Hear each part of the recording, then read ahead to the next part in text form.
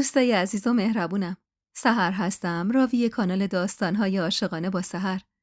ممنون میشم با سابسکرایب کردن و به اشتراک گذاشتن ویدیوها به ما انرژی بدید. سالها از اولین روزی که تو این اتاق نشستم و اولین سوالو پرسیدم میگذره. گاهی موفق شده بودم و گاهی تسلیم. حرفاشون رو شنیده بودم. باور کرده بودم یا رد کرده بودم. همه چیز این اتاق واسم عادی شده. حتی زمانی که یه مادر به قتل کودک 3 سالش اعتراف میکنه یا یه دختر نوجوان که مورد تجاوز پدرش قرار گرفته اینجا نشسته و واسم از این موضوع میگه. چندین مرتبه با صورتهای اسید پاشیده شده و کاملا سوخته تو همین اتاق ساعتهای طولانی رو به مباحثه گذروندم. باید اعتراف کنم ارمغان 14 سال خدمت شرافتمندانم به عنوان یه بازپرس این جمله بوده: هیچ چیزی از هیچ کسی بعید نیست. جز این اتاق همه آدما هم برام تکراری شدن. مثلا پشت چراغ قرمز راننده ی اتومبیل کناری، شبیه همون مرد قاتلیه که صبح امروز از اون بازجویی کردم. اخبارم برام تکراریه. هیچ چیزی منو متعجب نمیکنه. جز یه چیز: چشمهای متهمین هیچ کدوم از پرونده ها شبیه هم نیست. حتی وقتی دروغ میگن، وقتی گریه میکنن یا وقتی بیگناهن. چشما همیشه برام عجیب ترین قسمت زندگی‌ان. امروز به محض اینکه وارد اتاق شد، وقتی اینطور با قدرت قدم برداشت و روی صندلی مقابلم نشست، اگه تا این حد زیبا و ظریف نبود، قطعاً باورم نمیشد یه زن مقابلم نشسته. چشماش سرشار از ابهت بود. خسته بود، اما تسلیم نشده بود. اسمشو پرسیدم. بدون لحظه تعلل پاسخ داد: مهری ماه مرتضوی. قطعاً سوال بعدیم بایستی در مورد نسبتش با متهم بود. اما نمیدونم چرا خیال داشتم وارد میدون زورآزمایی بشم. شاید ابهت کلام و حرکاتش منو به این موضوع وامی داشت. با خودم فکر میکردم یه بادکنک هر چقدرم بزرگ باشه با یه سوزن کوچیک میترکه و تو خالی بودنش رسواش میکنه. نگاش کردم. گریه نمیکرد، اما چشماش میلرزید. با بیرحمی هرچه تمومتر پرسیدم: اونی که کشته شد برادرتونه؟ محکم جواب داد: بله. زیر چشمی نگاش کردم. شما از نیت قاتل خبر داشتید؟ سرشو تکون داد و گفت: کار طوفان نیست. مدرکی دارید که اینو ثابت کنه؟ نه. داشتم سوال میپرسیدم که تلفنم زنگ خورد. شماره همسرم بود. میدونستم عادت نداره ساعتهای اداری تماس بگیره. مردد بودم واسه جواب دادن که گفت: خانوما زود نگران میشن. جواب بدید. قبل از اینکه بلند بشم و برای جواب دادن تلفنم بیرون برم، یه بار دیگه نگاش کردم. هنوزم گریه نمیکرد. صدای لرزون و پر از تشویش همسرم بعد از قطع تماس منو هم نگران کرد. الو محمد. از اتاق خارج شدم و تو سکوت راه رو آروم مشغول صحبت شدم. چیزی شده؟ همین یه سوال کافی بود تا بغضشو آزاد کنه. میونه حقیقش گفت: زنی که باز اومده دم در، هرچی از دهنش در اومد جلوی همسایه ها بارم کرد. حکمم داشت. انگار تونسته از دادگاه اجازه بگیره که 2 روز در هفته با نازنین باشه.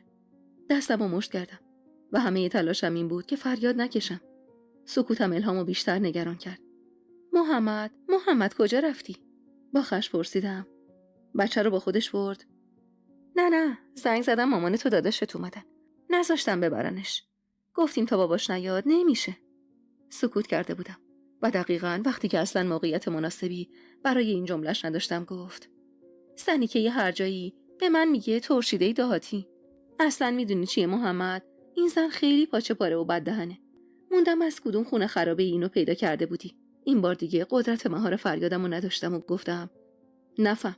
100 بار گفتم مادر بچمه. درست حرف بزن راجبش. گریه و فوش و نفرینا شروع شد و بعد گوشی رو بدون خداحافظی قطع کرد. نمیخواستم به اتاق برگردم. میدونستم حالا از زنی عصبانیم که زمانی تنها عشق و افتخارم بود و حالا زنی که توی اون اتاق نشسته بیش از حد شبیه اون بود. شبیه عسل، زن سابقم. میدونم تواناییشو دارم که همه خشمم از اثر رو یه جا سر اون بیچاره آوار کنم. واسه همینم ترجیح دادم به محوطه باز برم. یکم نفس بکشم و فکرم رو رها کنم. اما رهایی از عسل هیچ وقت برام ممکن نبود. حتی بعد از ازدواج مجددم. رد عسل هیچ وقت تو ذهن و زندگی و قلبم پاک نشد. با اینکه توافقی جدا شدیم، اما همیشه حس بازنده بودن داشتم. حس می‌کردم قوی ترین زن دنیا رو باختم. زنی که تو همه 6 سال زندگی مشترکم فقط یه بار اشک ریختنش رو دیدم. اونم فقط تو مراسم خاکسپاری پدرش. زنی که نمیتونست شبیه مادر و خواهرام باشه، اما هرگز نخواست که منو از مادرم جدا کنه و جدایی خودش رو ترجیح داد. از اصل به خاطر همه بهونه‌گیری‌های الهام. و خامیش تو رابطه‌اش و تا این حد خال زنک بودنش متنفر بودم. مطمئن بودم محال ممکنه که عسل به کسی، حتی اگه اون فرد زن دوم شوهر سابقش باشه، توهین کنه و این دروغ الهام منو بیشتر آزرده خاطر میکرد. دستامو بین موهام فرو برده بودم و با آخرین قوا شقیقه‌هامو میفشردم. ساعت مچیمو نگاه کردم. وقتم کم بود. ناچار برگشتم به اتاق بازجویی. هنوز همونطور رسمی نشسته بود. دستاش روی میز بود و نگاهش خیره به دستاش. ناخودآگاه چشمم روی جای خالی حلقه ازدواجش ثابت موند. باید بابت تأخیرم ازش عذرخواهی میکردم. اما خشک و رسمی سر جام نشستم و گفتم: شما از جای متهم خبر دارین؟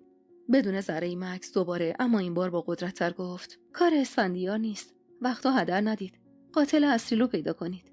کلافه پرونده رو سمتش هل دادم و گفتم: خانم، این تمام شواهد و مدارک ماست.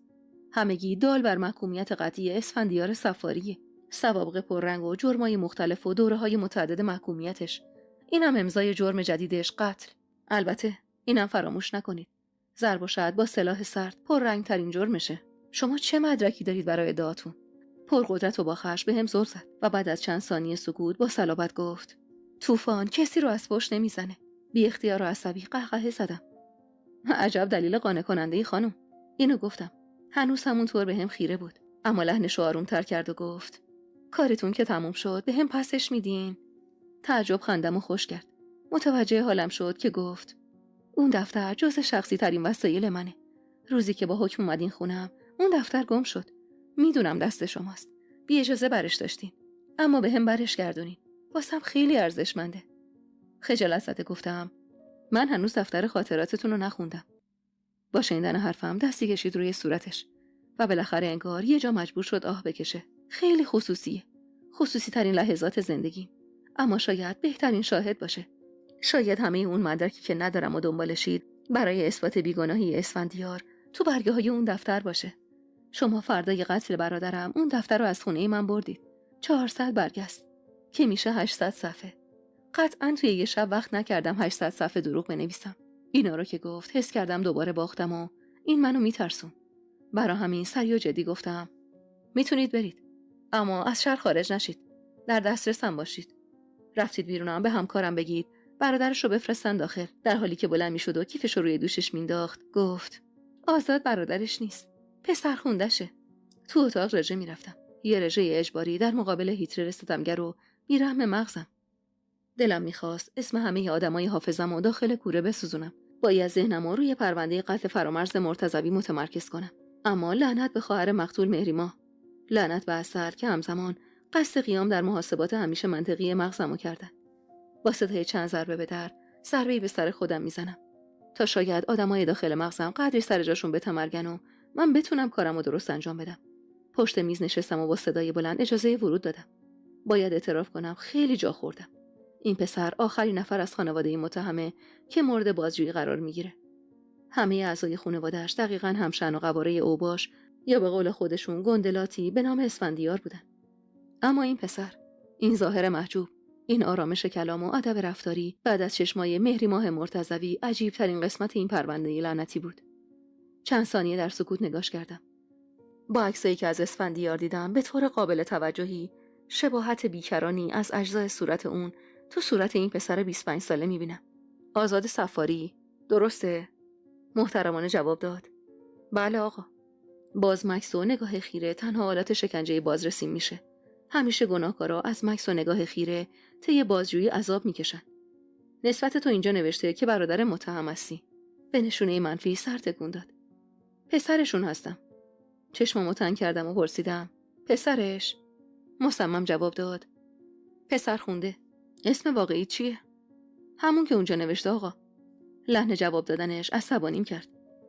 گفتم: یعنی بعد از گرفتن حضانتت نام خانوادگیشو بهت داده؟ از روزی که خودمو شناختم اسم و فامیلم همین بوده آقا. با پوزخند پرسیدم: یعنی از پدر خونده تا حالا راجبش سوال نکردی که هویت واقعی چی بوده؟ این بار جدی جواب داد: من از آقام سوال نمی کنم. در حال نوشتن گزارش توی پرونده گفتم: تا حالا توی آینه نگاه کردی پسر جون؟ با تردید و سکوت نگام کرد.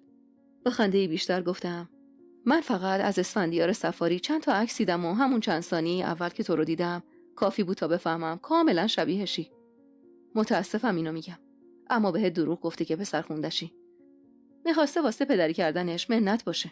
از برجسته شدن عضلات فک و چونش متوجه شدم تحت فشار عصبیه و سعی میکنه آرامشش رو حفظ کنه. آقام نه اهل دروغه نه منت گذاشتن. اینو گفت و بعد از کمی صبر با لحن خیلی آرومتری گفت: جناب بازپرس، شما عصبی هستین؟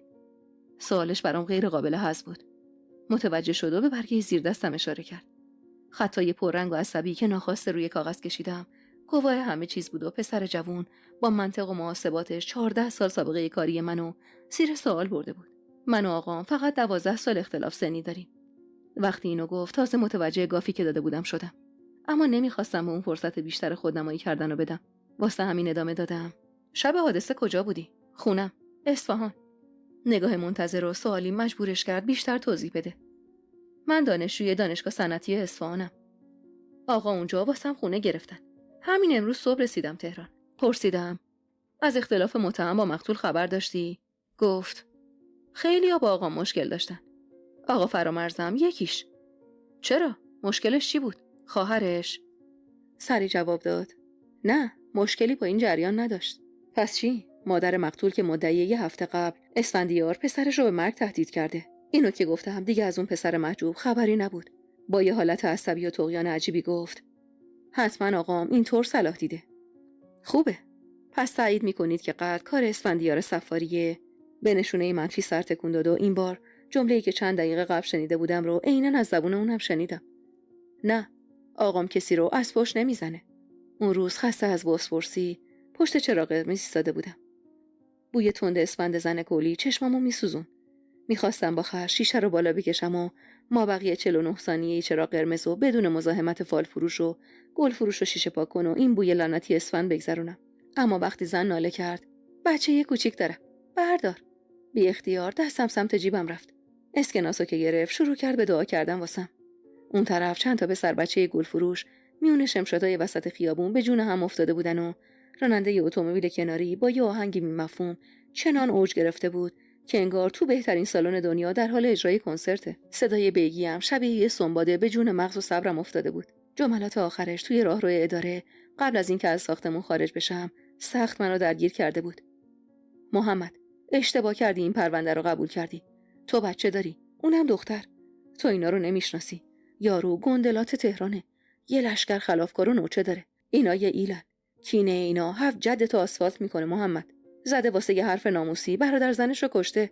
اون وقت به تو رحم میکنه. چراغ هنوز سبز نشده. اما عجله راننده پشت سرم با اون بوقای ممتدش منو به خودم آورد. دست کشیدم روی صورتم و به محض سبز شدن چراغ حرکت کردم. راننده پشت سرم که یه خانومه همچنان که بوق میزنه با سرعت از کنارم سبقت میگیره. با هرس دستامو بالا آوردم و خیابونو نشون دادم و فریاد کشیدم: بیا، همش واسه تو. بعد شروع کردم تو دلم به خودم و چراغ قرمز و حرفمو بگی فوش دادن. حین وارد شدم به شهرک، دژبان به محض اینکه ماشینم رو دید از اتاق نگهبانی بیرون اومد و سری سمتم حرکت کرد. شیشه رو پایین کشیدم. اونم به عادت همیشه‌اش سرش رو تا جای ممکن داخل ماشین آورد و با همون لهجه خاصش گفت: جناب سرهنگ، روم سیاه واسه اتفاق امروز. به خدا من خانومتون رو نشناختم. یعنی اصلا ندیدمش. با یه ماشین دیگه بود. منم که عادت ندارم صورت خانوما رو نگاه کنم. گفت مهمون شماست. منم اجازه ورود دادم. سرمو یکم عقب بردم و گفتم: اولا 1000 بار گفتم من سرهنگ نیستم.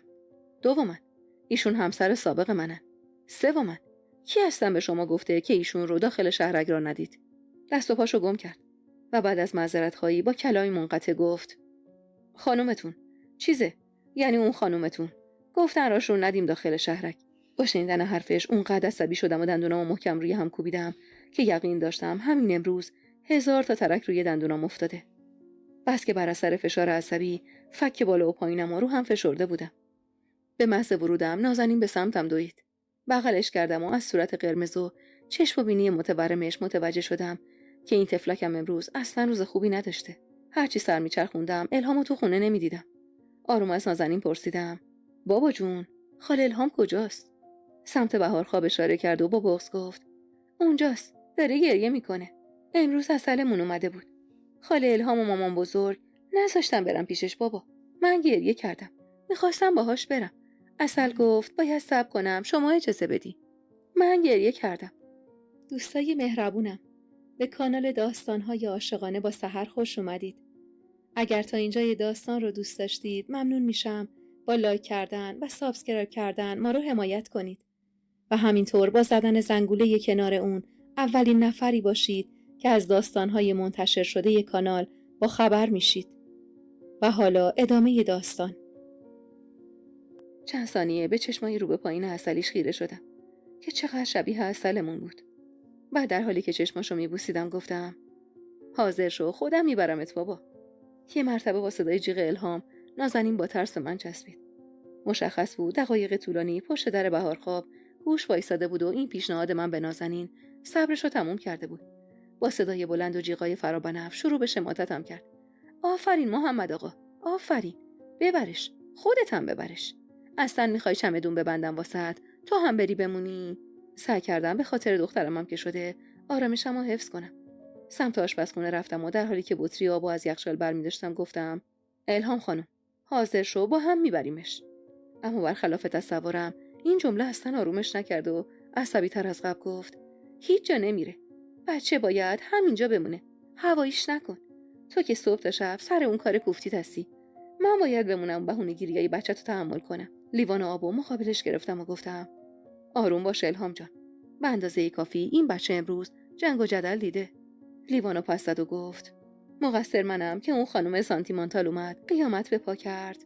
بعد با لحن تمسخرآمیزی ادامه داد البته یه وقت توهین نباشه به عشقتون. کلاف لیوانو روی میز کوبیدم و گفتم تمومش کن الهام. طفلک نازنین که اوضاع نامناسب دید بی هیچ حرفی به اتاقش رفت و در رو هم بست. الهام با صدای بلند شروع کرد به گریه. اشتباه کردم، حق با آقام بود، میگفت به مرد زن طلاق داده نباید دختر داد. خام شدم، خر شدم. جملات تکراریش حالمو از همیشه بدتر کرد. با خشم اما با صدای آروم گفتم مگه پاشنه‌ای در خونتون رو در آورده بودم؟ مگه زورت کرده بودم الهام؟ مگه اوضاع زندگیمو نمیدونستی؟ مگه باهات حرف نزدم و همه چی رو باهات اتمام حجت نکرده بودم؟ دوباره فریاد کشید. خدا از سر مادرت نگذره که این لقمه رو گذاشت توی دامن من. اعصاب ادامه بحث رو نداشتم.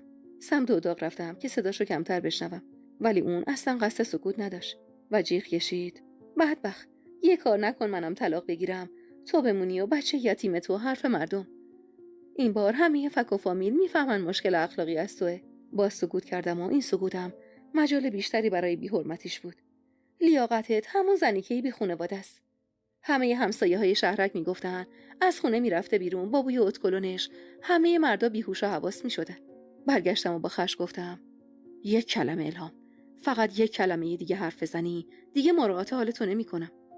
به محض اینکه این جمله رو گفتم نوبت گریه و شیون و ناله و خودزنیش رسید. سمتش رفتم، دستاشو گرفتم که بیشتر به صورتش نکوبه و این بار دردمندانه گفتم الهام جان خواهش میکنم جون من اذیتم نکن، به خدا کشش ندارم. آروم شد، سرشو به سینم چسبوند و میونه حقیقش گفت بیا از این خونه بریم محمد، یه جا بریم آدرسمون رو بلد نباشه. کنارش نشستم و همونطور که دستش هنوز تو دستم بود گفتم کجا بریم آخه؟ تو که وضع مالی منو میدونی، این خونه سازمانی رو از دست بدم باید بریم مستاجری و کلی اجاره بدیم. حقوق من کفاف نمیده. بعدم عزیز من چرا باید فرار کنیم؟ اون زن مادر این بچه است، حق هر دوتاشون همدیگر رو ببینن. با اعتراض گفت اون که مهریه و نفقه نمیخواد، واسه چی نصف حقوقتو میریزی حسابش؟ هان جدی گفتم چون حقشه، همونطور که حق و نفقه تو رو میدم. خودشو بیشتر تو آغوشم جا داد و گفت محمد جانم، چرا همش میگی اون مادرشه، حقشه، پس من چی؟ سرشو بوسیدم و گفتم تو خانومی میکنی، از بچه من مراقبت میکنی، بهش محبت میکنی، انشاءالله تو هم باردار میشی، مامان میشی. در حال گریه گفت باید جواب آزمایشا رو ببرم رویان، یعنی منم بالاخره حامله میشم محمد. در مقابل این زن و احساسش مسئول بودم، با اینکه قبل از عقد تمام شرایط زندگی و احساسمو براش شرح داده بودم و اونم همه چیز حتی قلبی که دیگه جایی برای کسی نداشت و پذیرفت، اما تمام این مدت زناشوییم با اون سعیم بر این بود حقی از اون پایمال نشه و چیزی از هر نظر براش کم نذارم. با اینکه اصلا مایل به دوباره پدر شدن نبودم، اما واسه احترام به اون قبول کرده بودم برای حل مشکل باروریش از هیچ کمکی دریغ نکنم. گفتم اگه خدا بخواد چرا که نه الهام جان، فقط لطفاً اینقدر خودتو من و این بچه و جو خونه رو به هم نریز. به امید خدا همه چی درست میشه. با ذوق گفت الهی قربونت بشم که اینقدر خوب بلدی منو آروم کنی. چشمامو رو هم فشار دادم و گفتم برم یه دوش بگیرم بیایم شام بخوریم.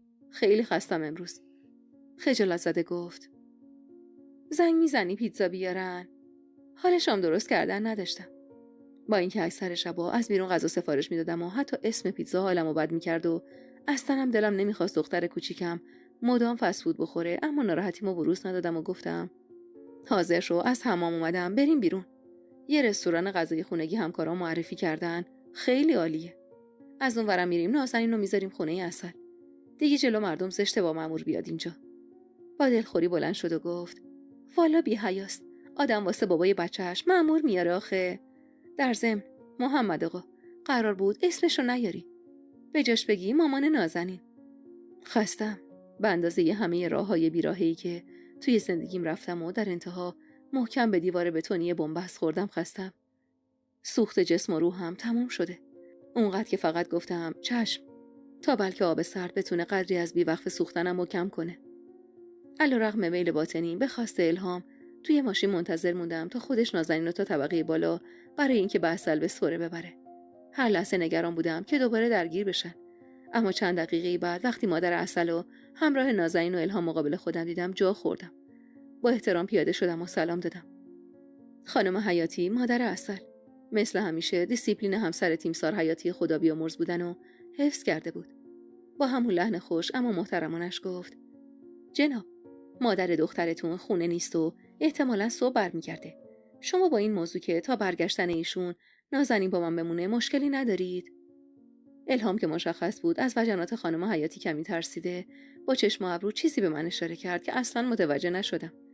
نمیدونم چرا همه فکرم مشغول این شده بود که عسل کجاست؟ چرا تا صبح خونه نمیاد؟ اون که اصلاً محال بود شبی رو بیرون از خونه بگذرونه. بعد از اینکه موافقتم را اعلام کردم، دخترم رو برای بار آخر بوسیدم و رو به خانم حیاتی گفتم من شنبه صبح میام دنبالش.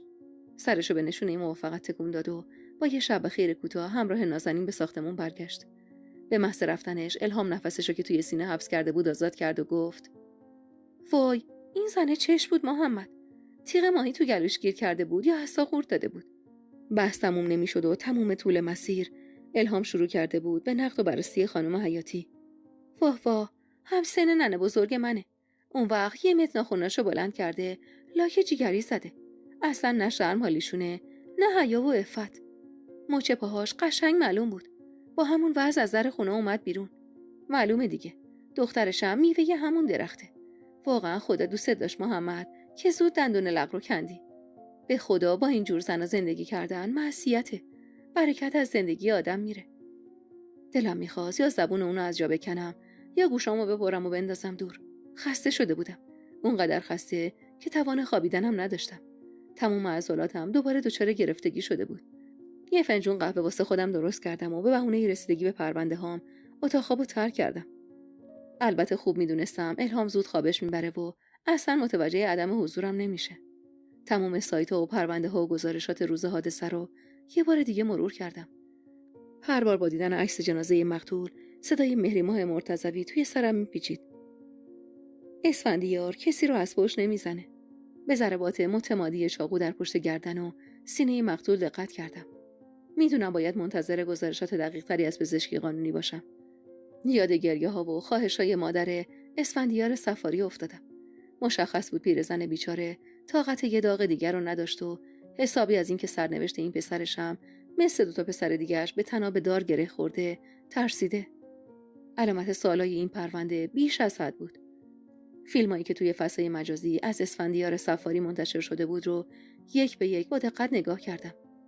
یاد توصیف مجتبی دستیارم از اسفندیار صفاری افتادم. غول بیابونی گنده، سر تا پاش یا خالکوبیه یا جای چاقو. اصلا مشخص نیست ریخت واقعیش چیه. من به خوبی چهرهش رو تشخیص داده بودم. چشماش توی اوج خشم و اون ابروهای هشتی با جای بخیه دقیقاً همرنگ چشمای پسرخونده‌اش آزاد بود. فرم صورتش هم وقتی از جای بخیه ها فاکتور می‌گرفتم خیلی ساده و شایدم آروم بود. اما باید اعتراف کنم این فیلم‌ها منو ترسونده بود. حق با بیگی بود. من با یه نفر طرف نبودم. اسفندیار سردسته یه گروه بزرگ از اراذل و اوباش تهران بود. یا اصطلاحاً یه باند مافیایی کلاه مخملی. سبک دور همیهای این گروه توی فیلم‌ها گواه این بود که همه این جمعیت علاوه بر این که به شدت از اسفندیار سفاری حساب میبرن، به همون اندازه هم مرید و یقه چاک اونن و به راحتی برای اون حاضرن جون بدن. اونطوری که از فیلم‌ها برداشت کردم کم حرف بود و بیشتر با اون نگاه خشمگینش حرف میزد. زیاد اهل اهمیت به حواشی نبود. صداش و نوع ادای کلماتش هم به شدت ترسناک بود. از جملات فوق‌العاده کوتاه با یه لهجه خاص و تون صدای بم اما قوی استفاده می‌کرد. با خودم فکر کردم اگه قرار باشه روزی از خودش واسه ادامه پرونده بازجویی کنم، چه حسی قراره داشته باشم؟ تا به حال متهمی با این طور سوابقی توی پرونده کاریم نداشتم.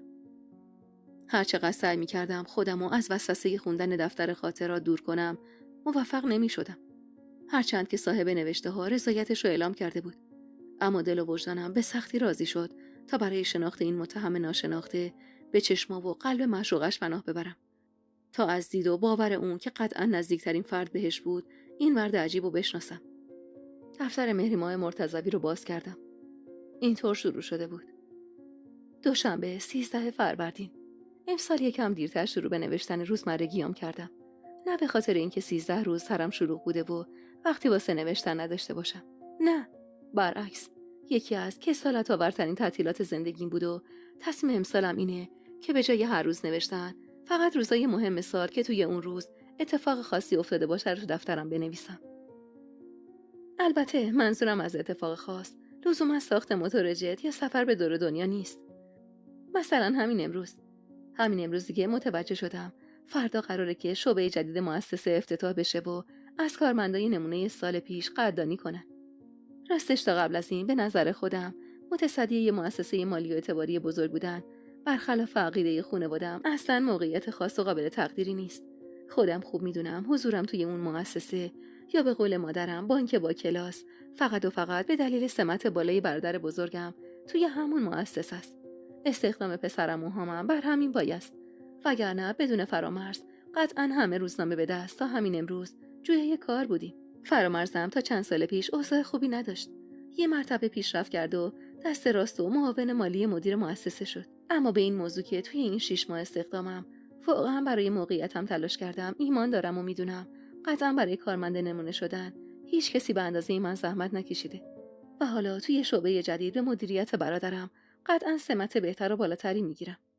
اصلا شاید به جای نشستن پشت باجه یه اتاق کار داشته باشم و یکم کارم سبکتر اما حائز اهمیت‌تر بشه. نمیدونم. تنها چیزی که حالا وقتمو مشغول کرده پیدا کردن یه ست کیف و کفش جدید از کمدمه. اما به لطف مهسا دوباره کمدم تبدیل به بازار شام شده بود.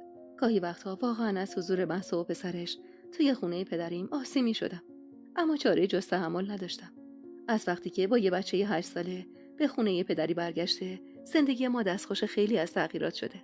دیگه هیچ چیزی مثل اول نشد. یه پسر بچه بیش فعال بی نهایت بازیگوش که حسابی نظم خونه و آرامشمون رو به هم ریخته. و مهسا هم هیچ وقت حتی یه بار ندیدم به پسرش تذکر بده و ازش بخواد یکم مراعات حال پدر و مادرمو بکنه. برعکس، اکثر روزا بعد از اینکه کلی زمان و پول صرف حاضر شدن میکنه، از خونه به قصد تفریح بیرون میره و دیر وقت برمیگرده. مامان بیچاره هم ناچاره از امیرعلی بازیگوش به جای اون مراقبت کنه و اینقدر باهاش سر و کله میزنه و هرس میخوره که مدام تپش قلب داره. از گفتن این جمله خجالت میکشم. اما واقعا تماشای نوع سبک زندگی زنایی مثل مادرم و مهسا عذابم میده. این که همیشه برای کوچکترین نیاز مادی خودشون چشمشون به دست دیگری بوده. مامان خیاط خوبیه. بارها بهش گفتم میتونم کمک کنم یه میزان کوچیک و درآمد مستقل داشته باشه. و اینطوری واسه مهسا هم بهتره و میتونه علاوه بر این که درآمد داشته باشه به جای گذروندن وقتش توی خیابونا با دوستاش مشغول یاد گرفتن یه هنر بشه. اما هر دوتاشون مخالفن. مامان میگه از سن من گذشته. مهسا هم که اصلا علاقه‌ای به دربند کاری بودن نداره. همین پارسال بود که واسهش با اصرار در داروخانه کار پیدا کردم. فقط یه ماه دوام آورد و به بهانه اینکه دکتری که صاحب داروخانه است از اونجا بیرون اومد. فرامرزم که کلا رابطه خوبی با مهسا نداشت و به قول مادرم هیچ وقت آبشون توی جوب نرفته بود.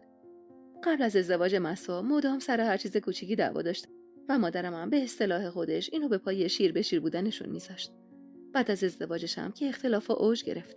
وقتی فرامرز فهمید بابا زمین شهرستانش رو فروخته و پنهون از چشم ما، البته با همکاری مامان، به شوهر مهسا برای راه اندازی یک کسب و کار کمک کرده. اوج درگیری فرامرز با مهسا و شوهرش بود. بعد از طلاقم که کل سعیش رو میکرد تا مهسا رو مطیع خودش کنه، اما موفق نشد و این شد که کلا طبق یه توافق ناگفته و ننوشته بنا رو بر این گذاشتن که اصلا همدیگر رو نمیبینن. تو یه خونه زندگی میکنن، اما یه طور رفتار میکنن که اصلا انگار اون یکی اونجا نیست. البته که گاهی فرامرز طاقتش تموم میشه و نمیتونه در مقابل شیطنت‌های آزاردهنده امیرعلی سکوت کنه و با یه فریاد و تشر اعتراضشو به گوش مهسا میرسونه. بعدش هم نوبت مهسا میرسه که از حرصش بچه‌ی بی‌نوا رو کتک بزنه و طی کتک زدن اون فرامرز رو نفرین کنه. تنها چیزی که این روزا از اون مطمئنم و بیشتر از هر چیزی به اون ایمان دارم اینه که من اصلا نمیخوام شبیه زنای خانواده‌ام باشم. سه‌شنبه 14 فروردین. برعکس تصورم امروزم روز چندان خاص متفاوتی نشد.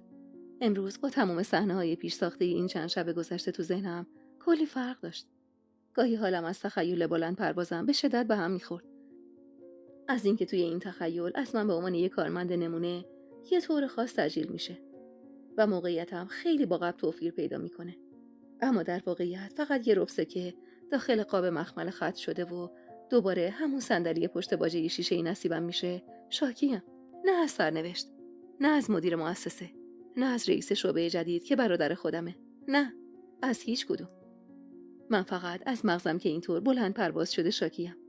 تا جایی که به خاطر میارم عمه مریم موفق ترین زن کل خاندان ما بوده و تمام این موفقیت توی این خلاصه می شده که تو دهه 50 تونسته بود دیپلم بگیره و تو اداره تصحیح کتب درسی استخدام رسمی بشه و حالا هم قریب به 30 ساله که هر روز خروسخون از خونه بیرون میره و 4 بعد از ظهر با چشمای نیمه باز از فرط خستگی به خونه میاد و یه خدرمیون کارای خونه و وظایف مادریش رو انجام میده و قبل از ساعت 10 مرغوار در رخت خوابش بیهوش میشه و همینطور سیر صبح خروسخون و خواب مرغوار 30 سال متمادیه که ادامه داره. البته یه چیزایی هم تغییر کرده. مثلا اینکه عمه حالا چشماش خیلی ضعیف شده، دیسک گردن داره و حوصله هیچ کسی رو هم نداره. تنها آرمان عمه مریم یه کلمه دو بخشی مسخره است: پس‌انداز، که این کلمه واقعا حالمو بد میکنه. عمه همه حقوق و پاداش و داشته هاشو تو بانک روی هم جمع میکنه و تنها تفریحش ضرب و تقسیم سود اوناست که با وضعیت اقتصادی این روزا هر سالم ارزش پولش کمتر میشه. عمه هیچ وقت مسافرت نمیره. آرایشگاه رفتن و لباس خریدن و هم اسراف میدونه. خلاصه اینکه اصلا دلم نمیخواد شبیه موفق ترین زن فامیل باشم. به خاطر همینم به توصیه های مامان گوش نمیدم. به این که مدام میگه قدر پولتو بدون، پس انداز کن مادر. من با درآمدم علاوه بر سرمایه گذاری توی بورس خیلی کارا میکنم. هر کاری جز شبیه همه مریم شدن. از روز مبادا های نیومده مامان و بقیه زنای اطرافم متنفرم. چند دقیقه از وقت نهار گذشته، اما مؤسسه هنوز مملو از مشتری بود و توی باجه منم پیرزن سمجی نشسته بود و برای بار دهم از سود سپردش میپرسید و هر چقدر بیشتر توضیح میدادم سوالاش بیشتر میشد و همینطور تک سوال مغز منو بزرگتر میکرد. آدم تو سن 78 سالگی برای کدوم آرزوش دنبال سود سپرده بلند مدت میتونه باشه؟ نصرا همکارم مثل یه فرشته نجات سر رسید، دستش رو رویشونم گذاشت و گفت مهری تو برو ناهار تو بخور، من میشینم تو باجه.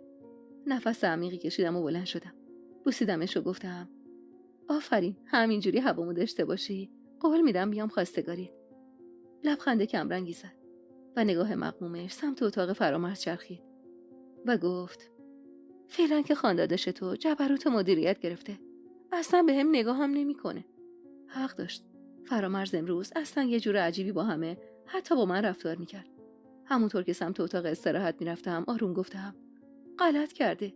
تو رو نگاه نکنه کیو نگاه کنه؟ پس از تو خوشگلترم مگه هست واسه این کچل خان؟ وارد آبدارخونه که شدم از صمد آقای آبدارچی خواستم غذامو گرم کنه. وحید و رضا هم مشغول صرف نهار بودن. پسرم و عمو میگم. وحید با دیدنم گفت کلک، دیر میای که ما سیر شده باشیم و وقتی غذای زنمو رو گرم میکنی نیم ناخنک بزنیم. خندیدم و کنارش نشستم و گفتم زنموتون تنبل شده، آشپزی رو هم انداخته رو دوش من بیچاره. رضا در حالی که آخرین قاشق از غذاشو هم با سرعت میخورد گفت دستپخت تو هم که عملا خفه کنه. جعبه دستمال کاغذی رو سمتش پرتاب کردم و گفتم غذای خودت هم همیشه شفت است. لبگاز گرفت و گفت صبر کن. اگه به مژگان نگفتم چی راجع به دستپختش گفتی؟ بیچاره زنم. خوب خواهر شوهر نداره. مثل تو بود بیچارش میکرد. شوخی های هر روزه من و رضا و وحید و نسترن تنها قسمت مفرح ساعت اداری بود. وحید آرومتر بود. همیشه همینطور بود. همه چیزو تو خودش حل میکرد. مثلا نگاه های خاصش به نسترن همه این مدت گویا یه حس و حالش بود. اما از روزی که نسترن علنی گفت که با فرامرز برای صرف شام چند باری بیرون رفته، من تفاوت طرز نگاه وحید رو حس کردم. یه نگاه مغموم و بسته کوچیک روبان زده‌ای که همینطور توی کشوی میز کارش باز نشده باقی مونده بود و خاک می‌خورد. تقریبا غذام رو به اتمام بود که با حضور آقای دلفانی توی اتاق لقمه آخر توی گلوم تبدیل به یه گوله سیمانی شد و اگه وحید با لیوان آب به فریادم نرسیده بود قطعاً خفه شده بودم. هیچ وقت نفهمیدم حسم به این مرد اتو کشیده چیه. صاحب امتیاز مؤسسه، تحصیل کرده، خلبان، مبادی آداب و کم حرف، همیشه توی اتاقش تنها بود و اینکه خودش واسه ریختن چای به اتاق استراحت و صرف نهار بیاد کمی عجیب بود. دقیقاً مثل نگاه همیشگیش به من بعد از سلام معذب در حال جمع کردن ظرف غذام بودم که هرچه سریعتر اتاقو ترک کنم. وحید و رضا هم موندن و صلاح ندیدن، چون اصولا برخورد آقای دلفانی قابل پیش بینی نبود و گاهی با یه جمله کوتاه چنان حال کارمندا رو میگرفت که تا مدت‌ها آثار ضرب فنیش باقی میمون. از صمد آقا تشکر کردم و تصمیم به ترک اتاق داشتم که صدام زد. خانم مرتضوی. با احترام برگشتم و جواب دادم بله بفرمایید. پشت میز نشست و در حال نوشیدن چایش گفت میخواید بمونید اینجا؟ با تعجب پرسیدم کجا؟ مؤسسه. تعجبم خیلی بیشتر از قبل شد. گفتم نباید بمونم. ببخشید منظورتون رو متوجه نمیشم. قبلا صحبت کرده بودیم. خاطرتون نیست؟ همینطور گاهی نگاش میکردم که به صندلی مقابلش اشاره کرد و گفت میشه بشینید؟ علیرغم میل باطنیم قبول کردم. وقتی مقابلم نشست یه بار دیگه ناخودآگاه سوایه تراشیده صورتش منو جذب کرد. بی اختیار این خوشقامت خوشبوشو توی کابین هواپیما با شمایل یه کاپیتان تصور کردم. همینطور که چشمای مشکیشو کمی تنگ کرده بود پرسید راجع به پیشنهادم میخوام که یه بار دیگه فکر کنید. با تعجب پرسیدم ببخشید جناب دلفانی کدوم پیشنهاد؟ کمی مکدر گفت مگه من تا حالا چند تا پیشنهاد به شما دادم خانم؟ منظورم دوره‌های مهمانداری و استخدامتون توی شرکت هواپیماییه. تازه به خاطر آوردم یه بار میونه حرفاش خیلی کوتاه گفته بود که از نظر ظاهری واسه مهمانداری خیلی مناسبم. سعی کردم با یه لبخند ملایم کم حواسیمو جبران کنم. آهان معذرت میخوام. تازه به خاطر آوردم. راستش من فکر نمی‌کردم شما دارید یه پیشنهاد جدی بهم میدید. با اخم گفت من اهل شوخیم. نه ابداً. منظورم اینه که گمونم یه توصیه دوستانه بود فقط. حالا که متوجه شدید چطور؟ بهش فکر میکنید؟ خیلی سریع گفتم راستش ترجیح میدم توی حرفه خودم پیشرفت کنم. پیشرفت؟ اینجا موقعیت واسه پیشرفت هست؟ تو اصلا اینجا چی کار میکنی دختر؟ تحصیلات تو گردشگریه. پتانسیل ظاهری و روابط عمومیت هم خیلی بیشتر از چیزیه که اینجا کارایی داشته باشه. خیلی سریع و جدی جواب دادم. شما خودتون اینجا چی کار میکنید جناب کاپیتان دلفانی؟ کمی جا خورد اما سعی کرد خودش رو کنترل کنه و بعد از یه تک سرفه گفت پرواز واسه من همیشه یه تفریح بوده نه یه شغل. بلند شدم و جدی گفتم اما اون پروازی که تو ذهن منه تفریح نیست، هدفه. بعد از گفتن اینا میخواستم اتاقو ترک کنم که حرفش میخکوبم کرد. باشه میگم واسه چی موندم اینجا.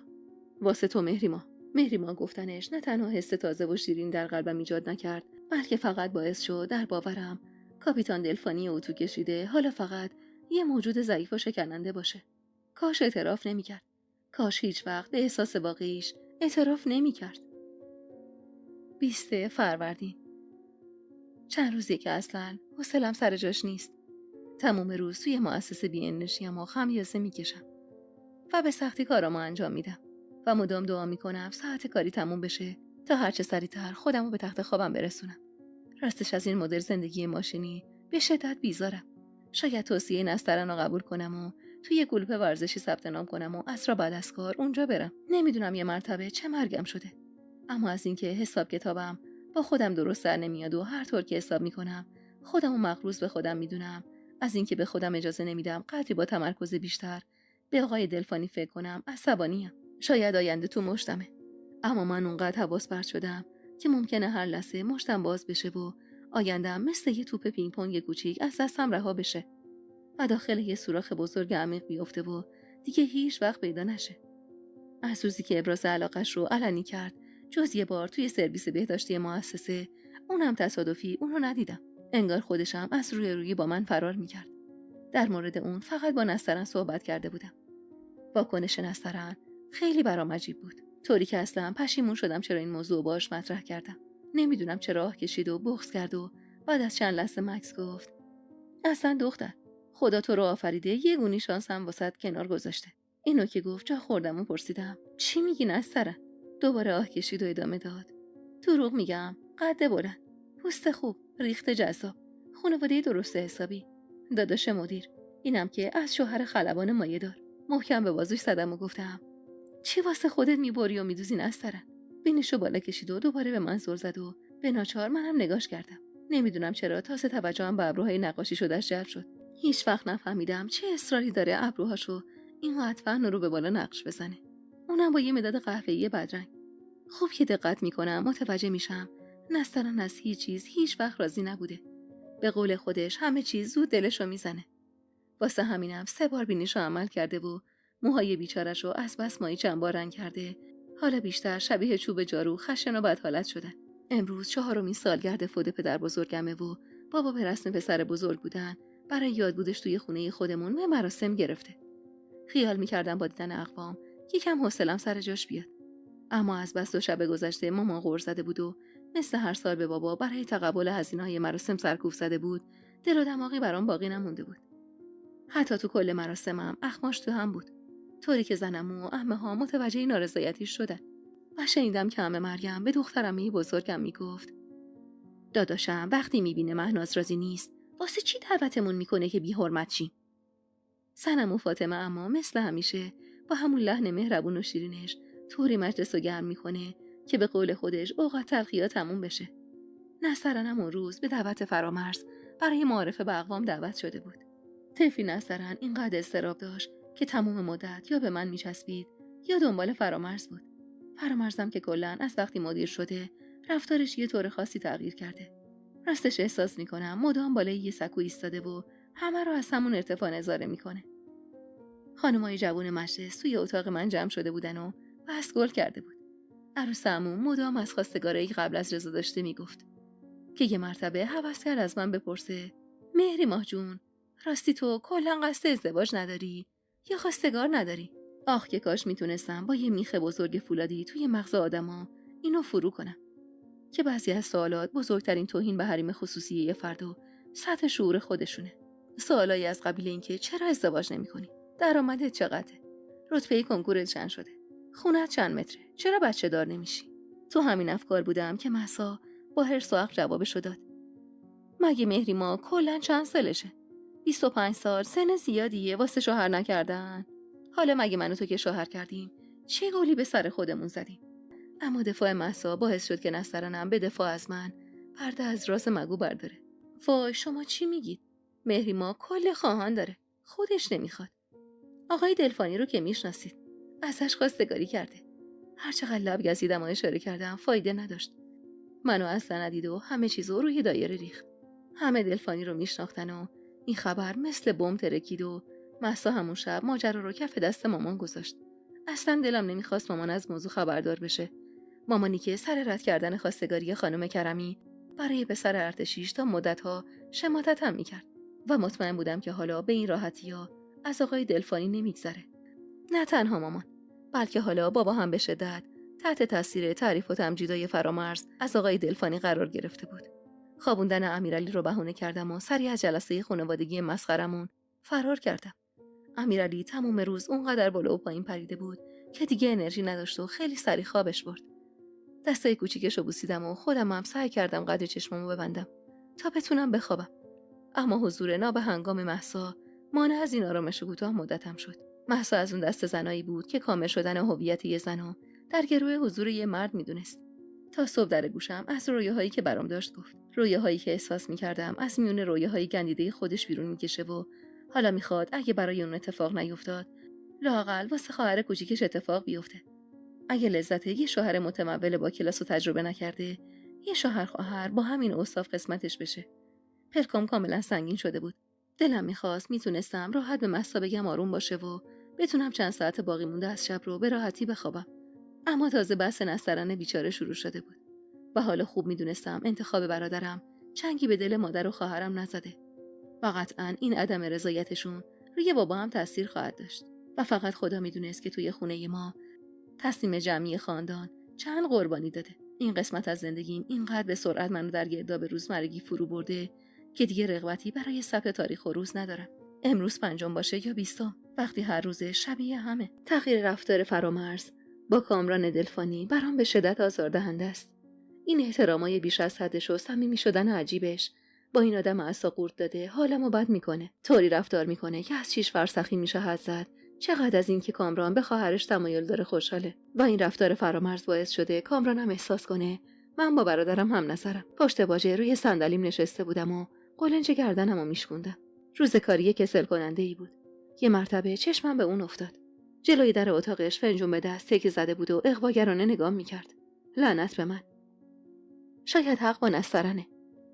و مشکل از هورمونا و بی‌ذوقی منه که دلم برای چنین جمال و شوکتی نمیلرزه. یا شایدم به قول رضا بس از بچگی تمایلم به بازی با پسرا و رفتارای پسرونه بوده، از دنیای زنونه دور شدم. لبخندشو با لبخند اجباری جواب دادم. با چشم به فنجون قهوه‌ای تو دستش اشاره کرد و با حالت لب زدن گفت بیارم برات. سرمو به نشونه منفی تکون دادم و تشکر کردم. اما چند دقیقه بعد با یه نوشابه انرژیزا بالا سرم ظاهر شد. از صدای باز شدن در قوطی نوشابه یکم لرزیدم. خندید و گفت خستگی تو در میکنه. بعد از پشت سرم خم شد و نوشابه رو روی میز کنار دستم گذاشت. عطرش بیش از حد خوب و شیکه. من اینو خوب میدونم. اما واقعیت اینه که احساس میکنم واقعا مشکل دارم. یاد حرف عروسمون افتادم که میگفت با عطر رضا عاشق شده و اینکه کلا زنا با عطر اقوا میشن. اما روی من هیچ تأثیری نداشت. نگاه سنگین بقیه کارمنده و مشتریا معصبم کرد. خودشم حس کرد و کمی فاصله گرفت و آروم گفت میتونم امشب واسه صرف شام دعوتت کنم؟ سکوتمو که دید سری ادامه داد. البته از فرامرزیان اجازه گرفتم. از جام بلند شدم و نفس عمیق کشیدم تا خشممو کنترل کنم. جناب دلفانی، لطفاً قبل از اینکه من یا هر کس دیگه ای رو بخواید دعوت کنید، اول با خودش مشورت کنید. در ضمن اجازه من دست خودمه، نه هیچ کس دیگه ای. من به اجازه هیچ کس و هیچ مردی هیچ وقت نیاز نداشتم و اگرم قرار باشه از کسی بنا به احترام از بگیرم پدرمه، نه برادرم. که خدا رو شکر پدرم چند سالی میشه با توجه به اعتمادی که بهم داره همه تصمیماتم رو به خودم واگذار کرده. کمی جا خورد، اما با لبخند دستشو به نشونه تسلیم بالا برد و گفت باشه دختر شیرازی، اشتباه از من بوده. تسلیم. میشه حالا افتخار بهم بدی و همراهیم کنی؟ سری گفتم نه، امشب خستم. به نوشابه اشاره کرد و گفت قرار خستگی در بره. کلافه گفتم بذارید واسه یه وقت دیگه، اصلا باید بهش فکر کنم. اصرارش مدام بیشتر میشد. کاش آدما بفهمن اصرار بیش از حد، حتی مؤدبانه، به اندازه جبر و خشونت آزاردهنده و قبیحه. کامران از اون دسته آدما بود که برای اینکه تو رو توی عمل انجام شده قرار بده استاد بود و من هیچ وقت خودمو به خاطر تعارف و رو درواسی این روزام نمیبخشم. بلجبار شام امشب رو توی یه رستوران لوکس و گرون قیمت با کامران دلفانی صرف کردم. مهسا مدام پیام میفرستاد و با مسخره بازی میخواست بدونه تا کجا پیش رفتیم. در حال کشف و شناخت بیشتر کامران بودم. وسواس بیش از حدش رو وقتی فهمیدم که 3 بار به پیش خدمت دستور عوض کردن قاشقایی که از نظر من کاملا براق و تمیز بودن رو داد. 2 بار دستاشو شست و مدام همه چیزو بو میکشید. راستش از رفتارش با پیش خدمت‌ها خوشم نیومد. خیلی از بالا به پایینمونا نگاه میکرد و تون باهاشون رفتار میکرد. این ایراد گرفتنش از قضا هم بیش از حد حالمو بد کرد. اونم وقتی که با صدای بلند قصد داشت اونا رو تحقیر کنه. از رستوران که خارج شدیم دوباره نفس عمیقی کشیدم. احساسم شبیه وقتی بود که داخل استخر شیرجه زدم و طولانی مدت کف استخر چسبیدم و در حال خفه شدنم و حالا تازه سر از آب بیرون آوردم. رفتارش با مرد معتادی که پشت چراغ قرمز با اصرار شیشه ماشینش رو پاک می‌کردم زننده بود. دلم بیش از حد واسه این مرد بیچاره سوخت. در آخرم خیلی سرد و بی‌رحم گفت از معتادا متنفرم. به قول پدرم به اینا علاوه بر این که نباید یه ریال داد، باید یه لگدم بهشون زد تا جامعه رو از کثافتشون رها کرد. نتونستم ساکت بمونم و با اعتراض گفتم: این چه طرز فکریه؟ معتاد جدای از این که یه مریضه یا آدمه. حتی حیوانام راجع به همناهشون نمیتونن اینقدر با قساوت رفتار کنن. دوباره از این لحنم جا خورد و به قصد دلجویی گفت: درکت میکنم. شما جنس لطیفی، با احساس و دلسوزی به همه چیز نگاه میکنی. گفتم: اولا که من جنس نیستم. دوما از آقای تحصیل کرده و امروزی مثل شما بعیده که اینقدر جنسیتی به یه موضوع نگاه کنه. اولین قرار من و کامران نه تنها عاشقانه سپری نشد، بلکه مدام سر هر موضوعی بحث شدید داشتیم. این موجود ایرادگیر واسه من سرشار از انرژی منفی بود. دلم میخواست برم وسط خونه وایسم و داد بزنم: ولم کنید، من اصلاً از این کاپیتان گوشتلخ یوفس خوشم نمیاد. اما خب این فقط یه خیال بود.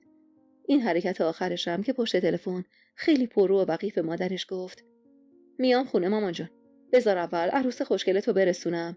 بدترین و چندشاورترین حرکتش بود. رغبت و کلافگی شب گذشته هنوز جسم و فکرم رو رها نکرده که صبح حرکت جدید کامران درست وسط رینگ بوکس میافتم و بدون هیچ واکنشی فقط مشت میخورم. تاریخ تولدی که جز خانواده‌ام حتی خودم هم فراموش کردم دستاویزی میشه که کامران دلفانی بتونه در ملأ عام رابطه خودش با من و طور دیگه و پیچیده‌تر جلوه بده. مؤسسه رو به خاطر تولد من تعطیل کرده. یک کیک بزرگ وسط سالن و همه کارمندا در حال دست زدن و در عین حال پچ پچ کردنن. هدیه‌اش یه گردنبند بلند و سنگین وزنه. خیال داره خودش دور گردنم بندازه. ضخامت این زنجیر اصلاً منو میترسونه. سرمو به عقب کشیدم که نگاهم با چشمای فاتحانه برادرم تلاقی کرد. و واسه یه لحظه از بی‌غیرتیش حالم بد شد.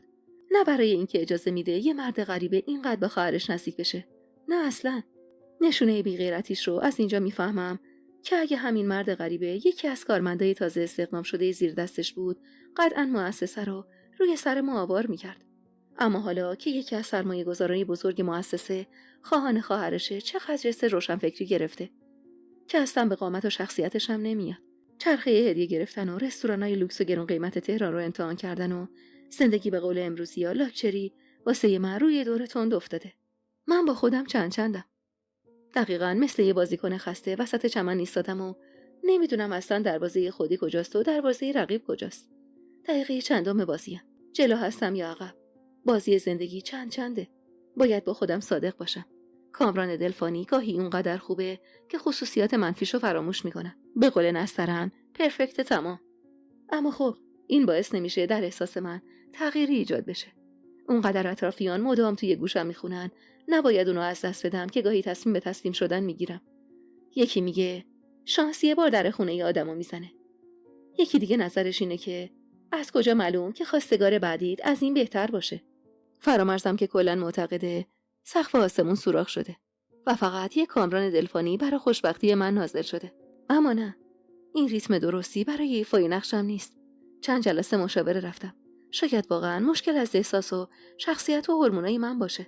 مسخره است که خانم مشاورم با شنیدن شاخصه‌های کامران همه تلاشش رو بر این گذاشته که روش‌هایی به وجود آوردن عشق بعد از ازدواج رو به من آموزش بده. در صورتی که مشکل من اصلاً عشق و عدم عشق نیست. مشکل من این بی‌حسی موضعی قلبمه. امروز مشاور ازم پرسید شکست عشقی یا رابطه ناموفقی داشتی؟ خندم گرفت. وقتی یادم افتاد آخرین و تنها رابطه‌ام مربوط به 9 سالگی میشه که از جعبه شانسی سعید دامبو یه انگشتر پلاستیکی که از قضا آبپاشم بود برنده شدم. بعد پسر گامبالو کلی سر من منت گذاشت که با جرزنی و تقلا کمکم کرده که برنده پر افتخار این انگشتر باشم. اون وقتا فکر میکردم به جبران این محبت بزرگ که شدم حتما زن سعید دامبو میشم. چند ماه پیش توی یکی از نمایشگاه‌های ماشین خیابون عباس‌آباد به طور اتفاقی دیدمش. هنوزم چاق بود و حالا جعبه شانسیش تبدیل به یه نمایشگاه بزرگ شده بود. این پسر از بچگیشم اقتصادش خوب بود. برام تعریف کرد بعد از سیک درس رو رها کرده و جواب انشای علم بهتر از یا ثروت رو هم با کلمه جربوزه داده. زندگی خوبی داشت. عکس 2 دختر توپل خوشگل و همسرش رو بهم نشون داد. در آخرم خندید و همونطور که مستقیم چشمامو نگاه می‌کرد گفت: مهریما، تو هم اصلا عوض نشدی. چشمای مشکیت، صورت گردت. راستی چه خوب کردی مثل دخترای امروزی دست به صورتت نزدی و خودتو 1000 جور رنگ و وارنگ نکردی. سعید باعث شد اون روز قبل از اینکه ماشینمو روشن کنم چند دقیقه خودمو تو آینه تماشا کنم. باید اعتراف کنم شاید از اینکه یه مرد یا یه همبازی کودکیم اینطور منو توصیف کرده بود واقعا شاد شده بودم. امروز چند ساعتی بعد از صبح و شروع کارم با سوال فرامرز در مورد عدم حضور کامران توی مؤسسه تازه متوجه شدم امروز نیومده.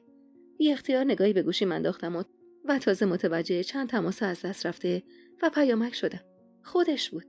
تو پیامش نوشته بود دیشب خبر وخامت حال داییش بهش رسیده و مجبور شده واسه چند روز ایران رو ترک کنه.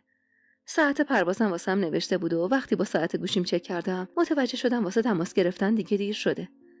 حواسم متوجه فرامرز بود که پشت میزش با تلفنش مشغول صحبت بود. میخواستم نگاهش که به من افتاد با اشاره بهش بگم فرشید ایران نیست. اما فرامرز سخت مشغول حرف زدن بود و اصلا حواسش بهم نبود. هر چی تقلا کردم من بیفایده بود. با صدای ضخیمی که منو آبجی خطاب کرد سری برگشتم. مردی که پشت باجه به انتظار ایستاده بود نه تنها با همه مشتریایی که تا به امروز داشتم فرق داشت بلکه با تمام آدمایی که دیدم هم فرق داشت.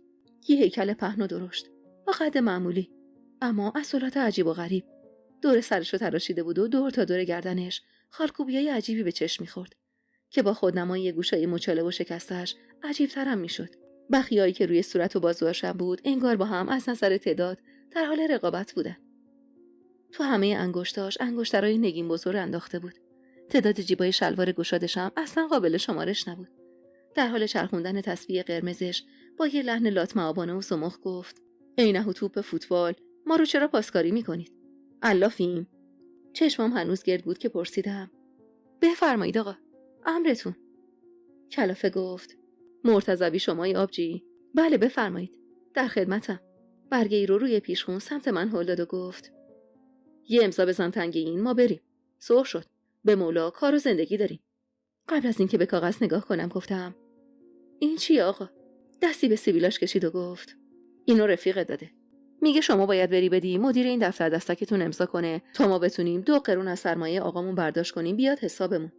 با تعجب برگه رو نگاه کردم و سری پرسیدم: شما آقای اسفندیار صفاری هستی؟ خیر آبجی، غلامشونم. گفتم: آقا غلام، این حساب به نام شما نیست که بتونید برداشت کنید. اخماش توی هم گره خورد و گفت: اسمم عزته. عزت صفدری. کمی شرمنده گفتم: من معذرت میخوام، اما در هر صورت فقط خود آقای اسفندیار صفاری اجازه برداشت دارن.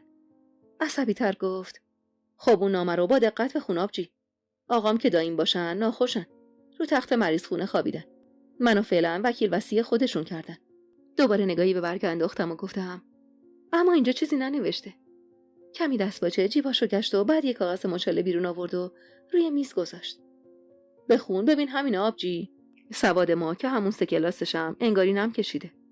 برگه رو با دقت مطالعه کردم و گفتم: آقای صفدری، متاسفانه با این برگه هم کاری از دست من براتون بر نمیاد.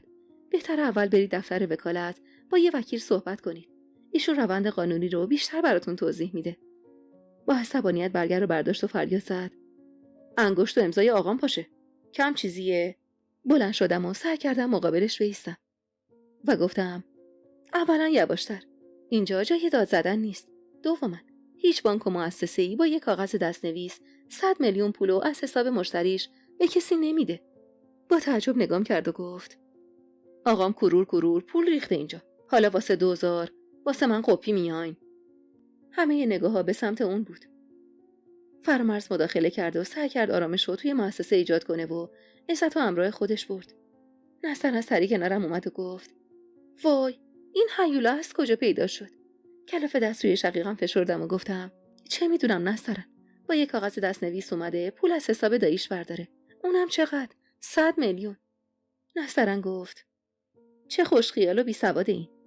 انگار تیپ و عقلش توی همون دهه لاتولات بازی مونده. حالا داییش کی هست؟ یکم فکر کردم و گفتم: نمیدونم. آها یادم اومد. اسفندیار صفاری. بالاخره به هر سختی بود آخرین روز کاریم تموم شد.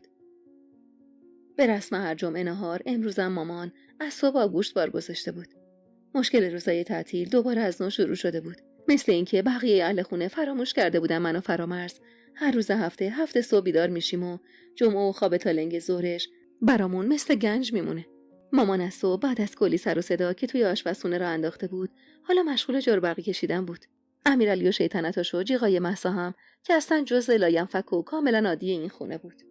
اما شور و نشاط جمعه صبح‌های بابا دیوونه کننده بود. 10 سالی بود که بازنشسته شده بود، اما شور معلم ورزش بودن هر کس از وجودش بر نمی‌کشید. صدای تلویزیون و برنامه صبح جمعه رو تا حد ممکن زیاد کرده بود و با یه شادی غیر قابل وصف مدام ما رو صدا می‌زد. فرامرز، پاشو، آفتاب زد. چه معنی میده مرد اینقدر بخوابه؟ مهری ما دخترم، پاشو. تحت قاری، پاشو ببین اون سنگک درو خشخاش گرفته. این دیالوگا مدام تکرار میشد. مامان غر زد: مهدی، چه کارشون داری؟ بذار بخوابن. بچه‌م فرامرز دیشب ساعت 3 اومد خونه. صدای نیشخند بلند مهسا رو میشنوم که میگه: مامان، تا 3 نصف شب که مؤسسه نبوده. قطعاً جای دیگه عشق و حال و اضافه کاری داشته. و من همچنان با وجود همه این سر و صداها توی رخت خوابم مقاومت میکنم. اما تیر آخر لرزش گوشیمه که اصلا قصد عقب نشینی نداره. بدون اینکه نگاه کنم دستمو روی عسلی کوچیکی کنار تختم کشیدم تا گوشیمو پیدا کنم و ساکتش کنم. اما دستم به لیوان آب خورد و با سقوط لیوان روی زمین و صدای خورد شدنش مثل برق گرفته ها از جا پریدم. صدای تلویزیون و بحث بیرون اینقدر داغه که کسی متوجه نشد. کلافه به خورد شیشه ها نگاه کردم. گوشی هم اصلا بی خیال نمیشد. با حرص نگاش کردم. فقط اسم کامران دلفانی ضیافت این صبح آدینه‌ای که از زایی رو تکمیل می‌کرد. با همون صدای گرفته و خسته جواب دادم: بله. این صمیمیت جدید الوقوعش رو کجای دلم بذارم؟ سلام به روی ماهت مهری ما خانومی. خوبی؟ سلام. ممنونم. بیدارت که نکردم. دسته ای از موهای فر خوردم و که روی صورتم سرازیر شده بود رو کلافه فوت کردم و گفتم: چرا؟ اتفاقا خواب بودم. ای وای، معذرت میخوام عزیزم.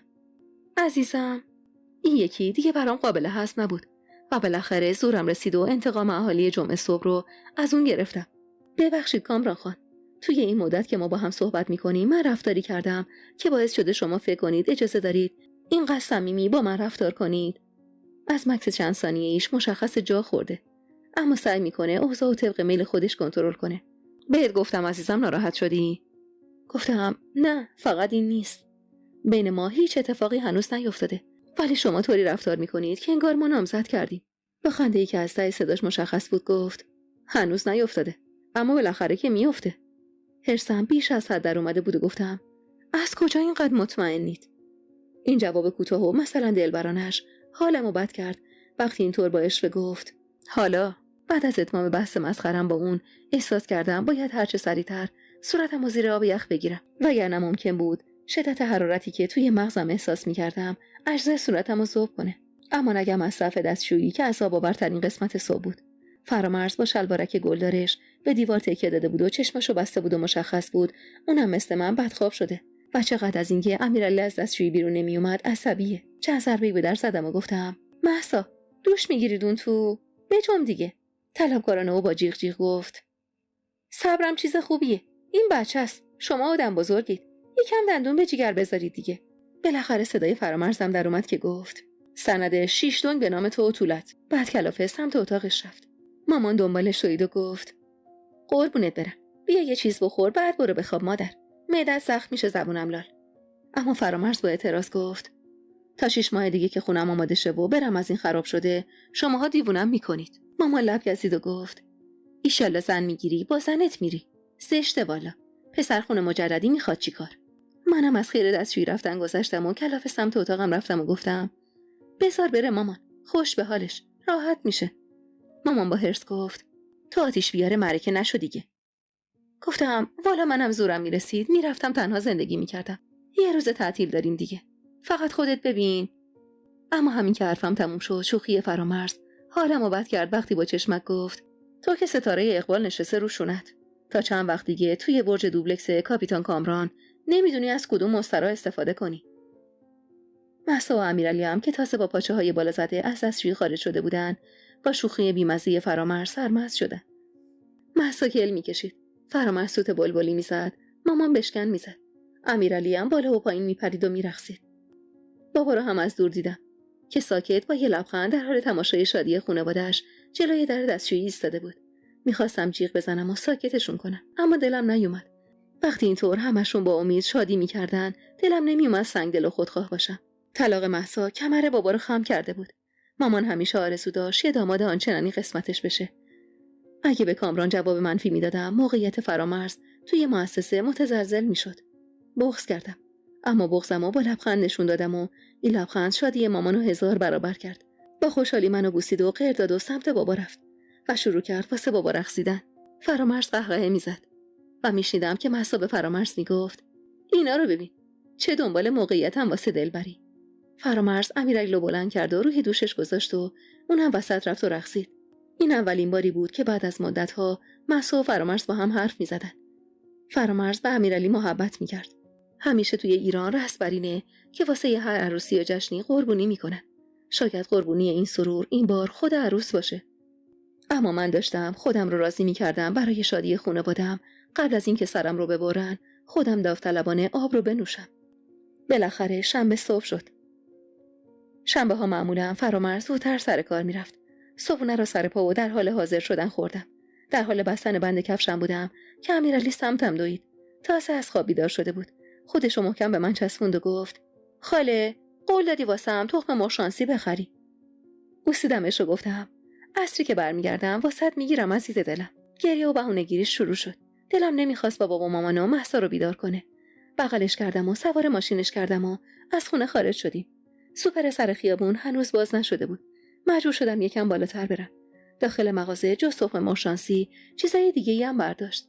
بعد از اینکه سری حساب کردم بغلش کردم و با سرعت سمت خونه روندم. جلوی در پیاده شدم. در رو باز کردم و امیرعلی رو پیاده کردم و بوسیدمش. پسر قهرمانم، قول بده عزیزو اذیت نکنی امروز. گونمو بوسید و با ذوق گفت قول خاله. هنوز حرف امیرعلی تموم نشده بود که با صدای بوق مکرر یه موتور سمت صدا برگشتم. از اینکه بی دلیل بوق میزد تعجب کرده بودم. امیرعلی هم با تعجب نگاه میکرد. اما همین که کلا کاسکتشو برداشت و از موتور پیاده شد، قلبم کم مونده بود از ادامه حیات استعفا بده. از هفته پیش که واسه اولین بار دیده بودمش وحشتناکتر شده بود. بی اختیار و طی حرکت سریع امیرعلی رو داخل هل دادم و درو بستم. با نیشخند نزدیکم شد. بعد از درآوردن یه چاقوی طلایی زامندار با یه لحن آزاردهنده گفت سلام خانم رئیس خوشگل. همه سعیم بر این بود که خودمو در مقابل همچین آدمی محکم و قوی نگه دارم تا از ضعفم سوء استفاده نکنه. شروع کرد با نوک همون چاقو دندوناشو خلال کردن. حالم از این تصویر به هم خورد. بی توجه سمت زنگ خونه رفتم. خیال داشتم با فشردن زنگ اهل خونه رو خبر کنم و اونو بترسونم. اما سری دستمو خوند و مقابل زنگ ایستاد و مانع شد. نفس عمیق کشیدم و گفتم اومدید اینجا منو تهدید کنید؟ با خنده نوچی گفت. به چشماش دور زدم و گفتم خب معنی این که منو تعقیب کردی و خونمو یاد گرفتی، حالا هم تیزی گرفتی دستتو جلوم وایسادی چیه عزت خان؟ انگار کمی از موضعش عقب نشینی کرده بود. قیافه شبیه پسر بچه خنگ اما شرور زشت شد. اومدم واسطه شی شوهر تسخر شیطون بیاد پایین و اون پولو بهم بده. با تعجب نگاش کردم و گفتم شوهرم کیه دیگه؟ در خونه رو نگاه کرد و گفت بابای بچت دیگه. رئیس شعبه. بعد با یه خنده مرموز ادامه داد بچت به خودت رفته. خوشگله. خوبه به باباش نکشیده. حیف توی این سن کم. با خشم حرفشو قطع کردم و گفتم با تهدید به هیچ جا نمیرسی. هیچ کسی با این زبون به هیچ جا نمیرسه. نوک چاقو رو سمتم گرفت و گفت تو که نمیخوای صورت خوشگل تو دفتر نقاشی کنم. سربان قلبم به شماره افتاد. وقتی اینطور نزدیکم شده بود بوی عرق مردونه و بوی دهنش بیشتر احساس میشد. باید قوی می بودم. با همه شجاعتم دستم روی دسته چاقو گذاشتم و کمی عقب روندمش و گفتم حتی اگه صورتم دفتر نقاشیشه این راهش نیست عزت خان. اگه روی تصمیمت خیلی جدی هستی بهتره به حرفم گوش بدی. میتونم کمکت کنم قانونی و بدون تیزی بتونی 100 میلیون رو برداشت کنی. چشماشو تنگ کرد و گفت هان چی؟ کمی فاصله گرفتم و گفتم اینجا صحبت کنیم. سری جواب داد آره همینجا. سودی بگو که عرصه ناجور بهم تنگ اومده. گفتم میشه به اتفاق هم بریم دفتر وکیلی که من معرفی میکنم، بعد با ایشون بریم بیمارستان و از صاحب حساب وکالت رسمی بگیریم. کلافه گفت من که انگشتشو دارم پای کاغذم. دوباره نفس عمیقی کشیدم تا بتونم با آرامش توضیح بدم و گفتم نمیشه برادر من، با یه انگشت نمیشه. و انگشتم رو سمتش گرفتم و ادامه دادم این بیفایده است. الان همه چیز باید ثبت شده و قانونی باشه. ببینم اصلا این صاحب حساب آقای سفاری خودشون واقف نیستن روال کار چطوره؟ سری تکون داد و گفت آقام که به هوش نیست. چشمم گرد شد و گفتم چی؟ از یه آدم بیهوش از سر انگشت گرفتی؟ دوباره همون پسر بچه شرور زشت و خنگ شد. جان ننه راضیه. خودش گفت باید شکم یه لشکر آدمو سیر کنیم. حرفاش واسم گنگ بود. راستش یکم هم دلم برای شدت خنگیش سوخته بود. نزدیک شدم و گفتم چاقو رو بذار توی جیبت. بیا بشین تو ماشین من حرف بزنیم. اینجا محله ماست. به خدا صورت خوشی نداره. باخ گفت تو زن مردمی. من سوار ماشینت نمیشم. بی اختیار خندم گرفت و گفتم تو که میخواستی همین زن مردمو خط خطی کنی. بیا سوار شو، اشتباه گرفتی. رئیس شعبه داداشمه. من زن کسی نیستم. تا حالا هم هیچ مردی رو نخوردم. نترس، نمیخورمت. سمت ماشینم رفتم و منتظر بودم که بیاد، اما دیدم سر جاش ایستاده. با اعتراض گفتم بیای دیگه. سمت موتورش رفت و گفت گازشو بگیر، بیا پارک سر خیابونتون. اونجا حرف میزنی. چند دقیقه بعد من شبیه یه معلم روی نیمکت نشسته بودم و اونم روی زمین نشسته بود و تماشا میکرد. شاگردی با دقت اما خنگ. بعد از کلی توضیح دادن تازه میخواست بدونه لیلی مرد بوده یا زن. خانم رئیس، خب خود شما بشو وکیل. کلافه گفتم اصلا متوجه شدی چی میگم؟ میگم وقتی بیهوشه رضایتشو نمیتونیم بگیری. حالا چشه که تو کماست؟ کف سرشو خاروند و گفت نامردا بد زدنش. یه گله ریختن سرش. شب که از حجره غلام سوسکی می اومده بیرون خفتش کردن. با تأسف گفتم امیدوارم زودتر به هوش بیان. اما آقا عزت، حالا شما 100 میلیونو میخوای چیکار؟ واسه سیر کردن شکم خانواده‌ات این رقم خیلی بالا نیست. این خانم جان چی بود؟ سری گفت جان ننمونه. ننم البته. گفتی ایشون مادر آقا اسفندیار هستن؟ بله. خب به خاطر همین میگم بریم پیش وکیل دیگه. به نظرم با رضایت ایشونو به خاطر شرایط خاص و ویژه‌ای داییتون شاید بشه کاری کرد. چشماش برقی زد و گفت راستی. با لبخند گفتم احتمالش زیاده. سری بلند شد و گفت کجاست؟ گفتم چی؟ این وکیله دیگه. لبخندی زدم و گفتم باید تا صبر کنی. وکیلی که من میشناسم و معمولا کارهای حقوقی مؤسسه رو انجام میده، عصرا میره دفترش. اینو گفتم و بلند شدم و ادامه دادم حالا اجازه مرخصی میدی؟ کمی شرم زده گفت خریت کردم. از کیفم کارت وکیل مؤسسه رو بیرون آوردم و سمتش گرفتم. بفرمایید، این آدرس شمارش. حتما بهتر از من اطلاعات داره و میتونه کمکت کنه. اما به نظرم تا عصر قبل از اینکه بری دفترش برو بیمارستان یه سری مدارک بگیر، مبنی بر بیهوش بودن داییت. غرق در فکر بود و گفت آره باید بجنبم تا این طول عینکی محصل پیداش نشده. هیچی از حرفاش سر در نمی آوردم. متوجه شدم کلاً عادت داره با صدای بلند فکر کنه. امروز تمام طول مسیر تا مؤسسه حیرانندگی به این فکر می‌کردم که این آدم با اون ظاهر ترسناک و زشت چقدر ساده و تو خالی بود و برام خیلی عجیب بود که دلم به حال مردی میسوخت که چند ساعت پیش چاقو سمتم گرفته بود و منو تهدید کرده بود. شاید امروز از اون دسته از روزای سال بود که قطعاً باید تاریخشو بالای نوشته‌ام ثبت می‌کردم تا یادم بمونه که دخترک درون مهری ماه مرتضوی گاهی تا کجا میتونه با سر توی دل عمیق‌ترین گودال حوادث شیرجه بزنه. کسی هم نیست گوشمو بپیچونه و بگه وسط کله پزی یه منطقه عجیب و غریب و خوفناک سر یه میز با عزت نشستی که به خودت چه چیزی رو ثابت کنی. این که از آدمای اتو کشیده‌ای مثل کامران دلفانی به سطوح اومدی، یا از نمایش روشنفکری فرامرز تا خرخره احساس تهوع میکنی، یا نه شایدم از خودم و نسترن و مهری ماه و نسترنا خستم. از بحثای به اصطلاح سطح بالای فلسفی توی مؤسسه، از شعارهای زنگ زده، از شعاف ساختگی من یه انسان امروزی خوب هستم، از رینگ مسابقه مسخره یکی از همه بیشتر میدونه، از رقابت گندیده دنیای امروزی متنفرم. عزت کاسه‌شو یه نفس بالا کشید و همزمان که بینیشو بالا میکشید با آستین دهنشو تمیز کرد و گفت چی شد خانم رئیس؟ وکیل نیومد دفترش؟ ساعت گوشیمو چک کردم و گفتم از اول بهت گفتم اون عصر بعد میاد. قرارم بود خودت تنها بری. با دلخوری گفت کار بدی کردم طرفای بانکتون آفتابی شدم. باید با خودم صادق باشم. واقعیت این بود که حالم توی مؤسسه به قدری گرفته بود که با دیدنش خودم بی خیال ادامه ساعت کاری شدم و از مؤسسه بیرون زدم. واسه همین زیر لب گفتم نه آقای عزت، راستش منم امروز حال و حوصله کار نداشتم. با تعجب گفت شما چرا؟ شما که همه چی جفت و جوره. کلاس بالایی، تو پولم که غلط میزنی. با خنده گفتم یعنی چون تو مؤسسه مالی کار میکنم وضع مالیم خیلی خوبه؟ منم مشکلات خودمو دارم. از صبح تا عصر کار میکنم که سر ما یه حقوقی داشته باشم واسه ادامه زندگی. آهی کشید و گفت خب حداقل اینه کار و بار داری. دست جلوی کسی دراز نیست. تردید داشتم. مردد پرسیدم میتونم جسارت کنم بپرسم شغل شما چیه؟ با حالت غمگین اما کمی خشمگین گفت چی به جز حمالی به من میاد؟ تا یادم میاد حمال داییم بودم. تهشم یا کتک ازش خوردم یا زد تو سرم و سرزنشم کرد که آدم نیستم.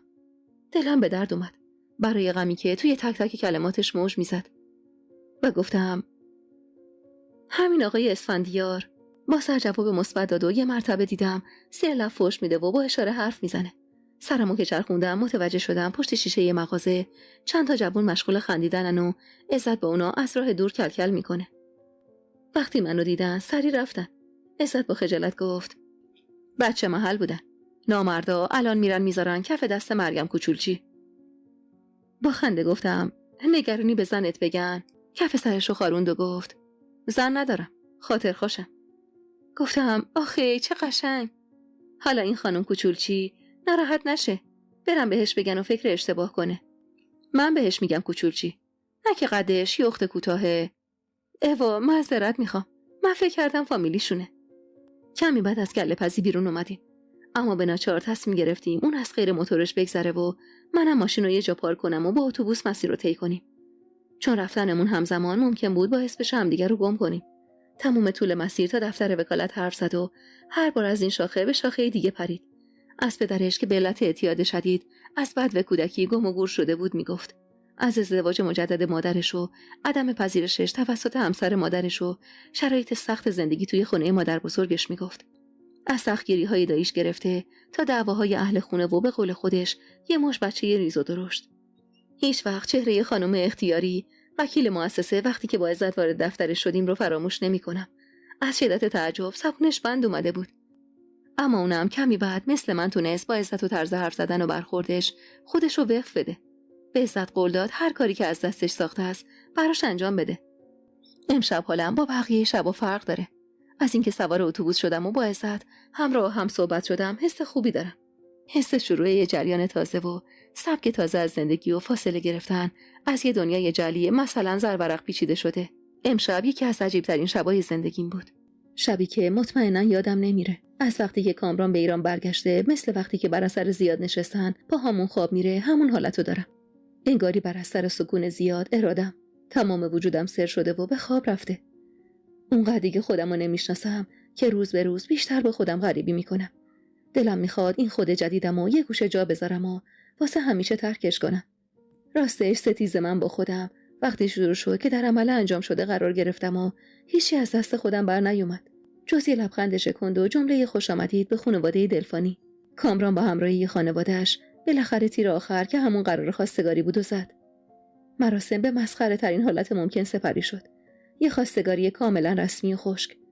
مادر کامران تنها فرقی که از نظر چهره و اخلاق با پسرش داشت این بود که یه روسری به سر داشت. یه زن از خود متشکره به تمام معنا. از اون دسته از آدما که برای سایه خودشونم کلاس میذارن. دوست ندارم بیشتر از این از مراسم مسخره امشب و رفتار مسخره تر خودم بنویسم. دوست ندارم از جملات عاشقانه‌ای که کامران با یه پیامک قبل از خواب برام فرستاد بنویسم. اصلا دلم میخواد کاغذ امشبو پاره کنم. شاید فردا روز بهتری باشه.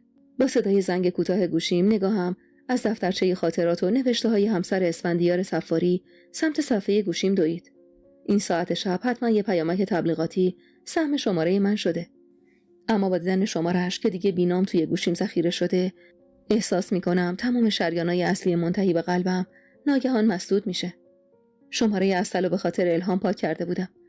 اما این 11 رقم رو من حتی از تاریخ تولد خودمم پررنگ‌تر توی حافظم داشتم. شب بخیر. لطفاً صبح به محض اینکه بیدار شدی با من تماس بگیر. باید در مورد دخترمون صحبت کنیم. با خوندن پیامش نگرانی قلبمو چنگ میزد. بیدرنگ شماره‌شو گرفتم. یکم طول کشید که جواب بده. بیدارت کردم. صداش.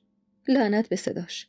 چند سرفه کوتاه سرکوب تمام احساسم میشه و بعد از اون گفتم بیدار بودم. داشتم روی پرونده کار میکردم. چی شده؟ امان از لرزش صدا و بغضش که در عین قدرتش جونمو میگرفت. محمد، تو دلم گفتم جان محمد رو با محمد گفتنت نگیر لعنتی. مگه چند سال از اولین باری که اینطور صدام زدی و من به نام تو خدا رو خوندم و شناختم میگذره. صبر نکرد و با بغض بیشتری گفت تو روی بچه دست بلند کردی؟ این کبودی روی تنش چیه؟ وحشت زده از روی صندلی بلند شدم و گفتم من؟ کدوم کبودی؟ تو چطور راجع به من این فکر احمقانه رو میتونی بکنی اصل؟ با صلابت گفت چون میخوام به خودم بقبولونم داستان نامادری ظالم مال حداقل 30-40 سال پیشه. چون متنفرم از این جنگ حقیرانه زن علیه زن. چون زنگ نزدم بگم کار کیه. چون مقصر اول و آخرین اتفاق تویی محمد. حتی اگه کار تو نیست من تو رو مقصر میدونم که نتونستی مواظب بچه خودت باشی. با حرفاش فرو ریختم. من فقط در مقابل عسل بود که از فرو ریختم باکی نداشتم. حرفای عسل حسابی منو به هم ریخت. اما الان وقت واسه این به هم ریختگی نداشتم. نمیتونستم این موضوع رو توی ذهنم حلاجی کنم. واسه همینم این موضوع رو یه گوشه از ذهنم قرار دادم تا بعد بهش رسیدگی کنم. و الان بهتر بود که دوباره برم سراغ دفترچه خاطرات مهری ماه مرتضوی. امروز صبح بعد از جیغای مکرر ساعت و اعلام بیدار باش به محض اینکه چشم باز کردم احساس کردم به تمام اعضای بدنم یه وزنه فولادی سنگین وصل کردن. حتی پلک چشمام ورم کرده بود و به سختی باز میشد. گلو دردم سلطان همه دردام شده بود. بالاخره نوبت به منم رسید. امیرعلی شب گذشته اونقدر به من چسبید تا ویروسا کار خودشونو کردن. و حالا خوب میدونم که این آنفولانزای لعنتی چقدر سمجه. دلدرد شدید و تهوعم کم کم به کلکسیون مشکلاتم اضافه شد. برای فرامرز پیام فرستادم و خبر دادم که امروز رو برام مرخصی رد کنه. زیر پتو خزیدم و حداقل فکرم کمی آروم شد که میتونم تمام روز رو استراحت کنم. اونقدر حالم بد بود که توان بلند شدن و پیدا کردن یه قرص مسکنم نداشتم. صدای تلفنم مثل سوهان روی همه جونم رژه میرفت. خدای من، ساعت 9 صبح کامران چرا با من تماس گرفته؟ حدسم درست بود. فرامرز خبر بیماری و نیومدنم رو بهش داده بود و اون به شدت ابراز نگرانی میکرد. بی‌حوصله با همون صدای گرفته بعد از اصراراش گفتم من میخوام چند ساعت استراحت کنم. میرم دکتر. اما مصرانه دوباره گفت عزیزم اینطور بدتر میشی یا خب بذار بیام دنبالت الان بریم دکتر. بعد بیا استراحت کن. نمیدونم آنفولانزا شجاعم کرده بود یا عقلم سر جاش اومده بود که با عصبانیت گفتم من به شما گفتم هنوز مشخص نیست جوابم واسه ادامه رابطمون چی باشه. گفتم یه ماه زمان میخوام. واسه چی بهم احترام نمیذاری و این یه ماه رو صبر نمیکنی؟ شما فعلا نه نامزد منی نه خانواده منی که بخوام با شما بیام دکتر. مشخص بود جا خورده. اما مثل همیشه خودشو طوری نشون داد که انگار تنها خلقت و درست و بالای پروردگار کامران دلفانی و بس. قراره تا جواب مثبت رو بگیرم اینقدر ناز بکشم خانوم؟ گفتم از کجا مطمئنی جوابم مثبته؟ با خنده گفت تو نمیتونی اینقدر احمق باشی. با حرص و نفرت گفتم یعنی هر کس تو رو واسه ازدواج رد کنه احمقه؟ خنده ها شالمو بدتر کرد. ما بیشتر راه اومدیم مهری ماه جان. بیشتر راه منظورت همون خواستگاریه که منو گذاشتی توی عمل انجام شده دیگه. خانوما میدونم تب داری و درد داری واسه همین درک میکنم بد اخلاقی کنی. استراحت کن من یه ساعت دیگه میام دنبالت بریم دکتر. بلند شدم و با همه ناتوانیم نشستم و گفتم نه صبر کن. تصمیممو گرفتم. میخوام صادق باشم باهات. مکس کرد و این مکسش منو شجاع‌تر کرد. ببین کامران جان تو خیلی موقعیت خوبی واسه ازدواج هستی. قبول. اما این دلیل نمیشه کلا خیلی خوب باشی. یه سری اخلاقات و خود برتر بینیات خیلی زشته. منم از خودم بابت اینکه تو رو گذاشتم توی آب نمک و به خاطر خانواده‌ام نتونستم جواب رد بدم حالم داره به هم میخوره. حقیقت ماجرا اینجاست. کاپیتان ازتون معذرت میخوام بابت حماقتم. اما ترجیح میدم احمق باشم و به شما جواب منفی بدم تا اینکه عاقل و حقیر باشم. روز خوش. اینو گفتم و صبر نکردم و بلافاصله نه تنها تماس رو قطع کردم بلکه گوشیم رو هم خاموش کردم. نفس عمیق کشیدم و دوباره به رخت خوابم پناه بردم. حالا با اینکه هنوزم بدنم درد داشت اما خوشحال بودم که درد وجدان و شخصیتم رو تسکین بخشیده بودم. اما آرامش امروز زیاد طول نکشید. وقتی مامان هراسون بالای سرم ظاهر شد و با تکونای شدید بیدارم کرد. حتم داشتم کامران توی این چند ساعت همه چیزو به فرامرز منتقل کرده. اما حدسم اشتباه بود. دستای مامان به شدت میلرزید و اشکاش بیوقفه میبارید. باورش برام سخت بود که برای برادر 78 سالش که 20 سال تمام در قهر و جدال باهاش به سر میبرد حالا اینطوری عزاداری میکنه. بله، دایم فوت کرده بود. هنوز صدای نفرینای مادرم توی گوشمه. نفرینایی که به خاطر یه تیکه زمین از اعماق قلبش به زبونش می آورد. خوب به خاطر داشتم اون تیکه زمین ورثه سالها چه بر سر روابط خواهر و برادر آورد. دلم واسه مادرم میسوخت. برای عجزش بیشتر. از عزاداریاش دلم به درد می اومد. چند ساعت امروز به عزاداری گذشت. اما وقتی تماس گرفتن و خبر دادن طبق وصیت دایی قراره که اونو تهران کنار مادرش به خاک بسپرن، دوباره داغ دل مامان تازه شد. شروع کرد از مادرش به خاطر تبعیضاش گله و شکایت کردن. اما هممون خوب میدونستیم اگه قرار باشه دایی تهران به خاک سپرده بشه، قطعا تنها خونه برای میزبانی خونه ماست. بابا اخماش توی هم رفته بود. از اون توقع چنین رفتاری رو نداشتم، اما خوب که فکر میکردم بهش حق میدادم، چرا که مامان همیشه در مقابل اقوام بابا همینطور رفتار میکرد و قبل از هر مهمونی جنگ و مرافعی بزرگ به راه مینداخت. از تصور این که فردا فوج آدم از شهرستان به خونه ما میان بیشتر احساس بیماری میکردم. بدن دردم شدت پیدا کرده بود و تبم بهش اضافه شده بود، اما اونقدر دغدغه توی خونه بود که کسی اصلا حواسش به من نبود. یادم افتاد که باید اقساط بیمه ماشینمو پرداخت کنم و امروز مهلت آخره. به ناچار گوشیمو روشن کردم و منتظر پیام‌های متعدد کامران بودم و باید اعتراف کنم دستم به شدت میلرزید، اما در کمال تعجب هیچ اثری از اون نبود. نفس راحتی کشیدم و مشغول پرداخت اینترنتی اقساطم شدم. دقیقاً با فشردن کلید سبز و دکمه تایید نهایی 1 ثانیه فاصله داشتم که تلفنم زنگ خورد. با دیدن شماره عزت ناخودآگاه لبخند روی لبم نشست و زیر لب گفتم بازم سر و کلت پیدا شد که. جواب که دادم مجال نداد چیزی بگم و بیوقفه شروع کرد به ردیف کردن جملات. سلام خانم رئیس، دم این خانم وکیلتون گرم. کارا ردیف شد. اصلا این دنگ و فنگا لازم نبود که. آقام 2 تا حساب داره اونجا.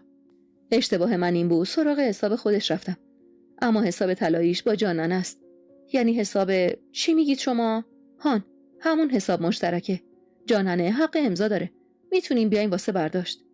نمیتونستم در مقابل این حد از شور و اشتیاقش بی تفاوت باشم. سلام عزت خان. تبریک میگم. اصلا از اول باید سراغ همون حساب میرفتی پسر خوب. سری گفت خانم رئیس چرا صدات این ریختیه؟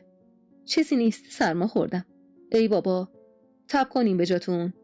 با خنده گفتم نه مریم خانم بهت نیاز داره. خیلی مردی خدایی خانم رئیس. من این مردی تو هر جوریه باید جبران کنم. بگم جاننه سوپ پای مرغ از اون ردیفاش واسط بار بذاره جون بگیری. دست شما درد نکنه، اما من کاری نکردم که بخوای جبران کنی پسر خوب. الانم زود باشو با مامان بزرگت برو مؤسسه و کارتو بکن. نه، صبر کنم فردا بشه شما رو هم زیارت کنم. میخوام یه جعبه نون خامه‌ای بیارم. کل بانکتون رو شیرینی بدم. گفتم برو امروز برداشت کن از حسابتون. حالا شیرینی رو بذار یه روز دیگه میاری. من داییم به رحمت خدا رفته، فردا تا ظهر درگیر مراسم خاکسپاری هم احتمالاً. سری گفت چشم و نظر شدید حتما خانم رئیس. آخه این همه بعد بیاری نوبره. خدا بیامرزتش. فردا میبینمت پس خانم رئیس. برم دیگه. خیلی ور زدم. تماس رو قطع کردم و هنوز لبخند روی لبام جا خوش کرده بود. حرف زدن و نوع شخصیت این آدم واسم تازگی داشت. شب که فرامرز به خونه اومد هر لحظه منتظر بودم حرفی بزنه یا حرکتی بکنه که کل خونه از جواب رد من به کامران خبردار بشن. اما گویا خودشم کاملا بیخبر بود. این که کامران واکنش خاصی در مقابل جواب رد من نشون نداده بود از طرفی خوشحالم میکرد، اما باید اعتراف کنم از طرفی هم احساس میکردم داره تحقیرم میکنه و این سوال مسخره رهام نمیکرد. یعنی اینقدر براش بیارزش بودم. اما بعد سری گوش خودم رو میپیچوندم و میگفتم به درک بهتر. چقدر سخت بود. آره خیلی سخت. این که تمام روز احتیاج داشته باشی فریاد بزنی، اما مجبور باشی توی جلد دختر محجوب خانواده در کمال آرامش و متانت از خروارها مهمان ریز و درشت آشنا و غریبه پذیرایی کنی. خدایی احساس میکردم لباس یه عروسک پوشیدم و جلوی مارکت بزرگ مشغول رقصیدنم جهت جلب توجه. یکی از وحشتناکترین روزای زندگیم همین امروز بود. وای خدایا، چقدر شبیه همستر امیرعلی شدم. درست مثل وقتی که موش بیچاره رو بالاجبار توی چرخ و فلک داخل قفس قرار میده و اونو میچرخونه و زبون بسته شروع به دست و پا زدن و چرخیدن میکنه. لعنت به تو کامران دلفانی. به محض اینکه از این چرخ و فلک بیرون بیام قول میدم که مشت محکمی توی صورتت بکوبم. اصلا باید تو رو به دست عزت بسپرم تا صورت پر از تکبر تو به قول خودش خط خطی کنه. امروز توی قبرستون درست وسط مراسم خاکسپاری داییم یه مرتبه کاپیتان دلفانی بر سرم نازل شد. سقوط فرمایشی طیاره غرورش منتی بود بر سر خانواده مرتضوی. با اون تیپ مشکیه به قول نسترن مکش مرگ ما چنان رخ نمود و برخورد کرد که همه از او تسلیت گفتن و فراموش کردن و غرق نامزد تازه از راه رسیده مهری ماه شدن. مرتیکه لندهور رفتار غیر قابل توضیح و نزدیکی بیش از حدش به من باعث شد کل خاندان حالا اونو دیگه رسما نامزد من بدونن. وقتی کنارم ایستاد و با محبت دستمو گرفت و بطری آب و نزدیک لبم آورد، کم مونده بود با یه تیپا همراه دایی وارد قبرش کنم. محبتش هم واقعی نبود. بوی فخر و جلب توجه میداد. من مطمئنم این مرد با همه دارایی و امتیازاتش خیلی شدید محتاج دیده شدن بود. همه رفتاراش انگار نمایشی بود. اینو وقتی خوب فهمیدم که توی خلوت آروم در گوشم گفت: باید عاقل شی، احمق خوشگل. تا جای ممکن ازش فاصله گرفتم و حالم اونقدر بد شده بود که سری سمت ماشینم رفتم. وقتی سوار شدم حس کردم آنفولانزا و ویروسی به نام کامران خیلی ناتوانم کرده. حتی توانایی رانندگی نداشتم. به فرامرز قول داده بودم بعد از مراسم قبرستون سری به مؤسسه برم و در نبودش مسئولیتش رو انجام بدم. اما واقعا توان نداشتم. سرم روی فرمون گذاشتم. حس می‌کردم از همه بدنم حرارت ساطع میشه. با صدای چند ضربه به شیشه ماشین وحشت زده سرمو بلند کردم. وحشت حضور کامران. اما با دیدن عزت در عین تعجب خوشحال شدم. شیشه رو پایین کشیدم. آقا عزت، شما اینجا چه کار میکنی؟ با لبخند کله تاسشو خاروند و گفت: اومدم واسه تسلیت و این حرفا آبجی. اما روم نشد بیام جلو. وایسادم اون دور فاتحه ماتحه و صلوات ردیف کردم. خیلی زحمت کشیدی که این همه راه اومدی. واقعا ازتون ممنونم. چند لحظه با شرم نگام کرد و بعد پرسید: دوستای مهربونم، اگر تا اینجای داستان رو دوست داشتید ممنون میشم با لایک کردن و سابسکرایب کردن ما رو حمایت کنید و همینطور با زدن زنگوله کنار اون اولین نفری باشید که از داستانهای منتشر شده کانال با خبر میشید. و حالا ادامه داستان. خدایی ترکیدی انگار. تعجبمو که دید با خجالت ادامه داد: جای آبجین باشی؟ خیلی خیلی شما خوشگلی. اما امروز خیلی حال و وضعت نافرمه. با صدای بلند خندیدم و با بهت گفت: تب مب زده به مغزت. میونه خنده هام در مونده گفتم: میشه زنگ بزنی از مریم خانم اجازه بگیری منو با موتورت برسونی مؤسسه؟ نمیتونم برونم. بعد کیفمو برداشتم و سمتش گرفتم و گفتم: قول میدم این هم بذارم وسطمون. حالا اونم همونطور که میخندید گفت: چاکرتم آبجی، اما موتور دست اسی توبه است. خودم با قطار تونلی اومدم. 6 تا کهریزک و 3 سوته میره. سرمو پشت صندلی تکیه دادم و گفتم: وای تو روحت اسی توبه. من الان حال مترو سوار شدن ندارم. با پیشنهاد عزت به این توافق رسیدیم که اون پشت فرمون بشینه و من صندلی پشت ماشین بخوابم. و وقتی پرسیدم: رانندگیت خوبه آقا عزت؟ به کشتن ندیمون. خندید و گفت: جز آقام همه از دست فرمونم تعریف میکنه. با خیال راحت دراز کشیدم و اون مشغول روندن شد. چند لحظه بعد گفتم: این آقات کلن انگار با تو سر ناسازگاری داره ها. سوتی کشید و با یه آه غلیظ گفت: لپ کلوم همینه، صدی به هدف آبجی. یعنی من الان بگم روزه، میگه عزت خالی بنده الان شبه. گفتم: پس آدم بدبینیه. نه آبجی، اینطوری هم نیست.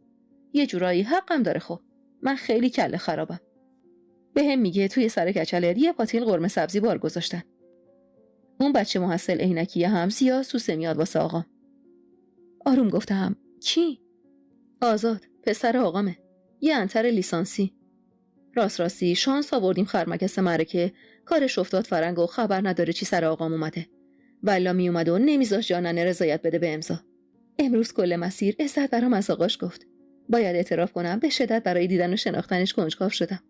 برام خیلی عجیب بود یه آدم با چنین ثروت و حساب بانکی توی یکی از محروم‌ترین منطقه‌های تهران ساکن باشه و طبق گفته‌های عزت 20 نفر داخل یه خونه زندگی کنن. امروز جور شد با هم به مؤسسه بریم و بعد قرار شد عزت بره جان ننه رو بیاره تا بتونیم کارهای اداری برداشت وحش رو انجام بدیم. عزت که رفت من همه مدارک آماده کردم. روی صفحه نمایش چند دقیقه به عکس پرسنلی نه چندان واضح اسفندیار سفاری چشم دوختم. مشخص بود چشماش به طور عجیبی روشن و زیباست، اما در این حال وحشتناک. با خودم فکر کردم شاید علت این وحشت فرم هشتی و اخمالود ابروهاش باشه، یا شایدم جای بخیه وسط یکی از ابروهاش، شایدم این که بیش از حد گردنش گلفته، یا شایدم تاثیر حرفای عزت که از اون میترسم. اومدن عزت خیلی طول کشید. تقریبا نیم ساعت به پایان ساعت اداری مونده بود. پیرزنی که همراهش بود خیلی بامزه بود. 80 سال سن داشت، اما راحت راه میرفت و خیلی سر حال بود.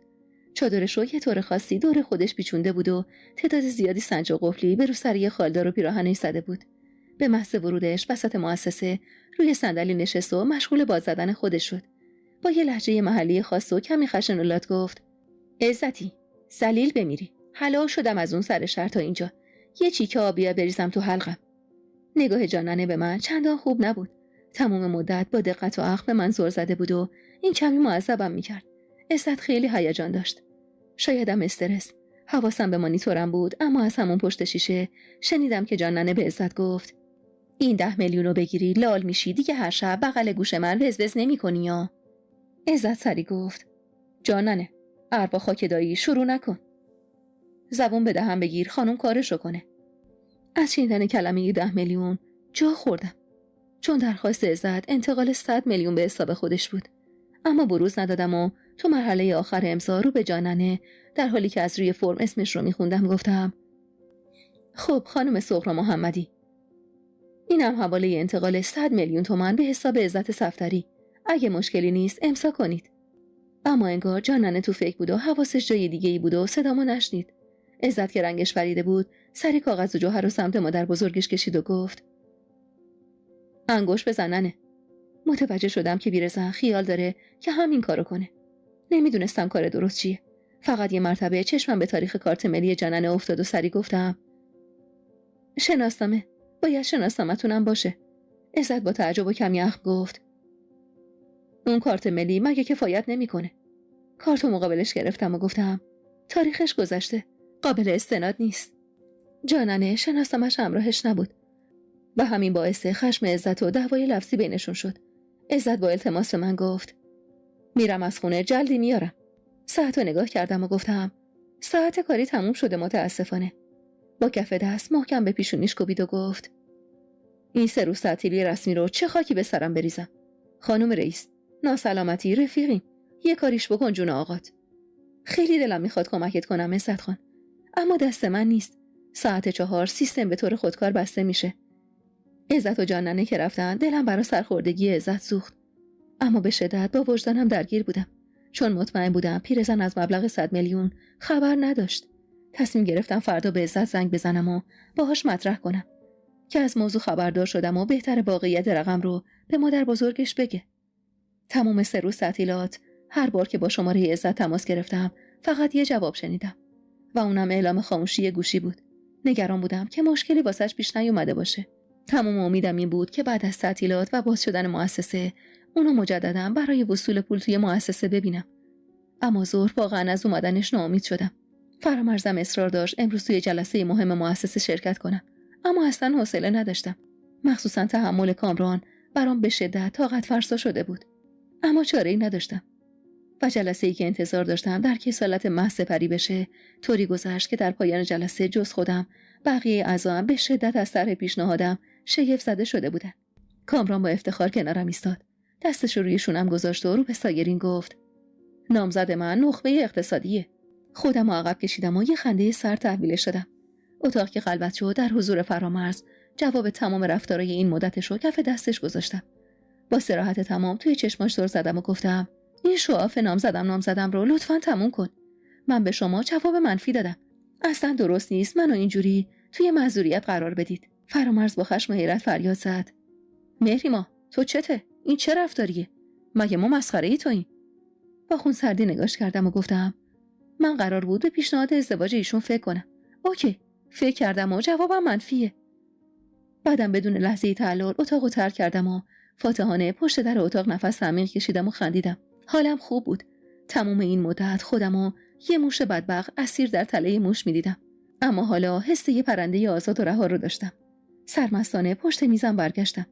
نسترن از دور متوجه خوشحالیم شد و چشمکی زد و گفت: کپکت خروس میخونه. نخبه اقتصادی. شال گردنمو از دور گردنم باز کردم. بعد شروع کردم با مهارت خاص خودم اونو بالای سرم پیچیدم. و یاد امیرعلی افتادم که هر وقت شالمو بالای سرم میپیچیدم سوخ میکرد و میگفت: خاله شبیه هندیا شدی. آهنگ بزن مار بیاد از سبد بیرون. بی اختیار خندیدم. هنوز ننشسته بودم و کنار نسترن ایستاده بودم که با شیطنت گفت: به چی میخندی مهریما؟ گفتم وقتی شالمو اینطوری میبندم امیرعلی میگه نی بزن مار بیاد از سبد بیرون. با قهقه گفت: خب بزن. دستامو شبیه نی جلوی دهنم گرفتم و با خنده ادای نی زدن رو درآوردم. با اینکه تقریباً پشتم به در مؤسسه است، اما از صدای باز شدن در اتومات و ورود نسیم خنک متوجه باز شدنش شدم. خنده هم بیشتر شد. وقتی نسترن گفت: نزن دیگه، نزن. اژدها اومد جای مار. با خنده پشت میزم میشینم. یه عطر خاص و عجیب توی فضا پیچیده. نسترن رو نگاه کردم که به روبرو زل زده و به طور مشعوف خشکش زده. نسترن زیر لب گفت: جلل خالق، خدایا چی خلق کردی؟ این دیگه چیه؟ مسیر نگاهش رو دنبال میکنم و به یه جفت چشم با رنگ عجیب برخورد میکنم که کاملا به من خیره شده. یه جفت چشم به رنگ طوفان، شایدم آتش، شایدم دریا. من صاحب این چشما، صاحب این ابروهای هشتی با رد بخیه رو میشناسم. یقین داشتم که قبلتر دیدمش. خودش بود، اسفندیار سفاری. اما حتی در تصوراتم هم نمی گنجید اینقدر از این مجسه باشه. طوری که آدم در وهله اول از قد و پهنی شونه هاش می ترسید. اما موج موهای بلندی که تا روی شونه هاش امتداد داشت یا آرامش خاصی داشت. آرامشی که شاید از رعب و وحشتی که از دیدن خالکوبیای ترسناک روی گردنش می دیدی کم می کرد. عصای زیر بغلش و پای گچ گرفته و بانداژ کنار پیشونیش حکایت از این داشت که تازه از بیمارستان مرخص شده. تازه به خودم اومدم و متوجه شدم چند مرد دیگه هم همراهش هستن که درست هم خانواده و هم تیپ خودشن. نگاه از من برداشت و همونطور که سر میچرخوند با یه صدای بم عجیب رو به یکی از مردای همراهش گفت: ببین دختره کدوم یکیه؟ مردی که با دستای باز و حالت لات راه میرفت سمت پیشخونه نسترن رفت و گفت: ببینم حساب آقامون، آقا اسفندیار سفاری زیر دست کدوم خانومه؟ نسترن کمی با ترس من نگاه کرد و قبل از اینکه اون حرفی بزنه من با احترام گفتم: بفرمایید این باجه، مرتضوی هستم. مرد به اسفندیار نگاه کرد و وقتی اجازه با نگاه اسفندیار صادر شد سمت من اومد. چقدر از حساب برداشت شده؟ با لبخند گفتم: روزتون بخیر. و بعد با صدای بلندتری رو به اسفندیار گفتم: میشه خودتون تشریف بیارید جناب سفاری؟ مرد روی پیشخون کوبید و گفت: خیر نمیشه. دوباره صدای خاص و بمش توی فضا پیچید که با تشر گفت: اسد. مرد که حالا میدونستم اسمش اسده سری ساکت شد. همونطور که عصا زیر بغلش بود لنگ لنگون خودش رو به پیشخون رسوند و روی صندلی مقابلم نشست. باید اعتراف کنم ازش ترسیدم. اصلا انگار ترسیدن از شمایلش یه خصلت ثابت توی وجودش بود که حکم می‌کرد باید از این هیکل و این صدا و این اقتدار حتما ترسید. دست روی ریشاش کشید و گفت: وقتت بخیر خانم. دیروز پریروز ننم و خواهرزادم اینجا بودن. درسته؟ سعی کردم ترسمو از صدام بگیرم و با یه آرامش ساختگی گفتم: بله. یه ابروشو تا بالاترین حد ممکن بالا برد و گفت: چقدر؟ جذبه صداش مجبورم کرد سری جواب بدم: هیچی برداشت نکردن. سر تایید تکون داد: اینو میدونم خانم. میخوام بدونم چقدر میخواست عزتیمون. دلم برای عزت به شدت میسوخت. خیلی نگرانش بودم. نمیدونستم با وجدانم چطور کنار بیام و جریان 100 میلیون رو پنهان کنم. من اهل دروغ نبودم. اما بی اراده گفتم: 10 میلیون میخواستن. اما خب وقت اداری تموم شد. منم نتونستم کاری واسهشون کنم. اخماش شدت گرفت. اباحت صداشم همینطور. وقتی که گفت 100 تا، آب دهنمو قورت دادم و حرفی برای گفتن نداشتم. با یه نیشخند اسد و صدا زد. همین یه اسد گفتن کافی بود تا اسد متوجه خواسته آقاش بشه و سری چشم بگه و بره بیرون. دیدم که سرشو از در مؤسسه بیرون برد و گفت: عزت بیا تو. ترس همه وجودمو گرفته بود. کل مؤسسه همشون حالشون شبیه به من بود. حتی اونایی که از داستان بیخبر بودن. عزت رو دیدم که شرمنده و پریشون وارد مؤسسه شد. اسفندیار با اشاره دستور داد که جلو بیاد. عزت نگاهش که به من افتاد شرمش بیشتر شد. با یه بغض تلخ مردونه رو به اسفندیار گفت: دایی. اسفندیار با اشاره دست حرفش رو قطع کرد و رو به من گفت: گوش بگیر خانم.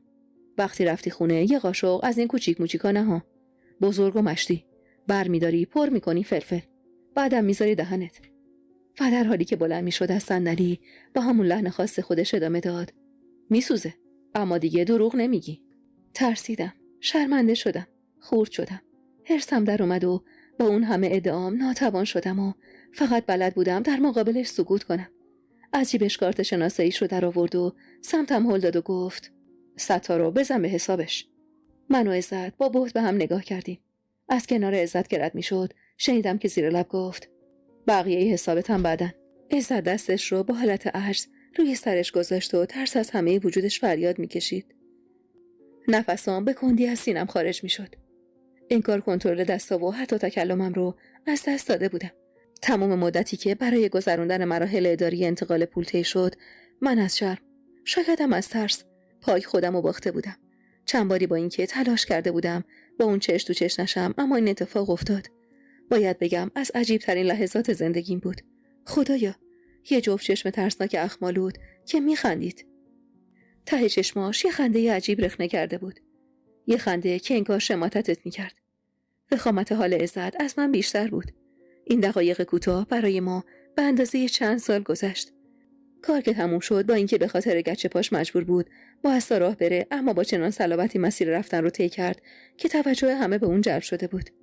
وقتی که میرفت فکر میکردم میتونم نفس راحت بکشم، اما هنوز نفسم توی سینه حبس بود. بی اختیار تا کنار در مؤسسه پیش رفتم و از در شیشه‌ای رفتنش رو تماشا کردم. دیدم که عزت تا کنار ماشین دنبالش دوید، اما اون بی توجه همراه مردایی که همراهش بودن سوار ماشین مدل بالا شد و قبل از بستن در چیزی به عزت گفت. وقتی که راننده ماشین رو به حرکت در آورد، عزت بیچاره خودش رو به سختی تا گوشه دیوار رسوند. با درموندگی یه سیگار روشن کرد و دستش رو روی سرش گذاشت و در عین فلاکت به جای خالی ماشین اون که نبود زل زد. بیرون رفتم و کنارش نشستم، بدون اینکه اصلا برام مهم باشه که اگه همکارام این صحنه رو ببینن چه فکری میکنن. واجب میدونستم که حالا کنار این مرد بیچاره باشم. با درموندگی نگام کرد و گفت: خانم رئیس، روم سیاه. دلم برای اشکاش به درد اومد و گفتم: چرا این کارو کردی عزت؟ سرشو چند باری تکون داد و با بغض بیشتری گفت: خرج افتک میزنه، گاف شاخ میزنه. عزت هم اگه نادونی نکنه عزت نیست که. با سرزنش نگاش کردم. میدونستم این که یه آدم خودش رو احمق باور کرده باشه، وحشتناکترین جنایت رو با این باور میتونه در حق خودش و دیگران مرتکب بشه. واسه همین گفتم: این نادونی خیلی بدتر از اون بود. معذرت میخوام اینقدر رک میگم، اما اسمش کلاهبرداری آقا عزت، نه نادونی. اسمش دروغه. اسمش بازی با اعتماد آدماست. اسمش سوء استفاده از موقعیت آدماست. تو داشتی از اعتماد من و وضعیت بیهوشی دایی سوء استفاده میکردی. جا خورده بود. چند لحظه ای با بهت نگام کرد و گفت: چوب کاریم نکن خانم رئیس. خودش به اندازه کافی زد و رفت. گفتم: دم آخری چی بهت گفت؟ با حقیق جمله های داییشو برام تکرار کرد. خانم رئیس، میدونی چی گفت؟ گفت دایی و فک و فامیل و اعتبار و خون زندگی تو به 100 میلیون فروختی. حالا برو با این 100 میلیون اگه میتونی همش رو بخر. بعدم با دست روی سر خودش کوبید و گفت: خاک تو سر شدم خانم رئیس. دستمو از شدت بود جلوی دهنم گذاشتم و گفتم: ای وای، یعنی بیرونت کرد؟ از همه جا؟ با سر جواب مثبت داد. یکم فکر کردم و گفتم: احتمالا خیلی عصبی بوده، یه چیزی گفته. با چشمای گرد شده نگام کرد و گفت: یه چیزی گفته؟ آقام حرف بزنه، اگه آسمون بچسبه کف زمین هم از سر حرفش بر نمیگرده. از روزی که ننم شوهر رفت و اومد گفت طولمو نمیخوام، آقام با اینکه خواهرش تا پای جون واسش عزیز بود گفت برو قیدتو زدم. تا به امروزم یک کلون باهاش حرف نزده. 15 ساله میاد میشینه کنج اتاق جان ننه، بلکه یه گوشه چشم داداشش نگاش کنه. اما آقام یه جور میره و میاد انگارکی روی زمین اصلا خواهری نبوده. امروز واسه آروم کردن عزت همه تلاشمو کردم، اما مشخص بود تر شدنشو باور کرده بود و این باور بیش از حد میترسوندش. برام از قصه عشقش به مریم کوچولچی گفت، از مخالفت داییش و فشار و اصرار مریم برای زودتر ازدواج کردن. علت مخالفت داییش رو دقیق توضیح نداد، اما از چشماش خوندم که چقدر عاشقه و این به قول خودش نادونی از سر عشق بوده. عجیب دلم براش سوخت. دلم میخواست کاری کنم و کمکش کنم. راستش خودمم یه حس عجیب داشتم. حس خورد شدن و شرمندگی و احساس دین. با اینکه گناه من فقط گفتن یه جمله دروغ بود، اما به شدت احساس حقارت میکردم. باید کاری میکردم. امشب و بیدار میمونم و بالاخره راهی برای بازپس گرفتن غرور و شخصیتم و نجات عزت پیدا میکنم. امروز صبح از لحظه‌ای که چشم باز کردم میدونستم 18 ساعت باقی مونده یه روزو چی میخوام. واسه همینم سعی کردم طعنه‌های مادر و خواهرمو که محلی فرامرز و بابا جلوی راهمو نگیره. حق داشتن. من تنها عضو این خانواده بودم که آرزوهام شبیه به اونا نبود. من تنها کسی بودم که باعث برهم خوردن همه حساب کتاباشون واسه آینده شده بودم. حتی به پچ کردن فرامرز با مامان هم توجه نکردم. با اینکه میدونستم قطعاً این پچ‌پچ‌ها به من مربوط میشه. سری حاضر شدم و قبل از ترک خونه فرامرز رو مخاطب قرار دادم. من امروز چند ساعت دیرتر میام داداش. با خشم جواب داد. مرخصی رد نکردی. واسط غیبت از کار میخوره. میدونستم از امروز همه شمشیرا برام از رو بسته میشه. اما من خیال زخم برداشتن از هیچ کسی رو نداشتم. زره فولادی تن کرده بودم و میخواستم تا آخرین نفس برا خودم بجنگم. برا خودم که فقط یه بار فرصت زندگی داشتم ارزش قائل بشم. چند بار پیاپی با عزت تماس گرفتم تا بالاخره جواب داد. صداش به شدت گرفته بود و یه طور خاصی حرف میزد. سری متوجه موضوع شدم و پرسیدم تو دیشب مست کردی؟ حالت خوبه؟ کجایی؟ بی‌رمق جواب داد. حال خوب دیگه به چه کارم میاد خانم رئیس؟ خونه خراب شدم. آواره خونه هوشنگ شدم. با عصبانیت گفتم تو از اون سن و هیکلت خجالت نمیکشی که اینقدر سری کم آوردی و این لوسبازی‌ها رو در میاری؟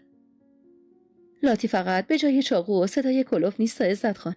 تو شرایط سختی که نشون میدی چند مرد حلاجی. قدری مکس کرد و بعد با صدایی که مشخص بود کلی علامت سوال توی اونه پرسید میگی چه گلی به سرم بگیرم؟ اول پاشو برو یه دوش بگیر. سر و وضعتو درست کن. من دارم میام سمت محل شما. بعد راجع به نوع گل با هم صحبت میکنیم و تصمیم میگیریم. و ساعتی بعد با یه دسته گل بزرگ توی یکی از جنوبی ترین محله های شهر در ماشین منتظر عزت بودم. وقتی که رسید با دیدنم موتورش رو پارک کرد و سرش رو از پنجره ماشین داخل آورد. با تعجب دسته گل رو نگاه کرد و پرسید این چیه خانم رئیس؟ روشن کن بیفت جلو پشت سرت میام. پرسید کجا؟ هر جا که داییت هست. خونش، سر کارش، چه میدونم هر جا. کم مونده بود از تعجب چشماش از حدقه بیرون بزنه و گفت اون که من دیشب زدم پرید. خانم رئیس تو چی زدی که هنوز نپریده؟ جفنگ میگی چرا؟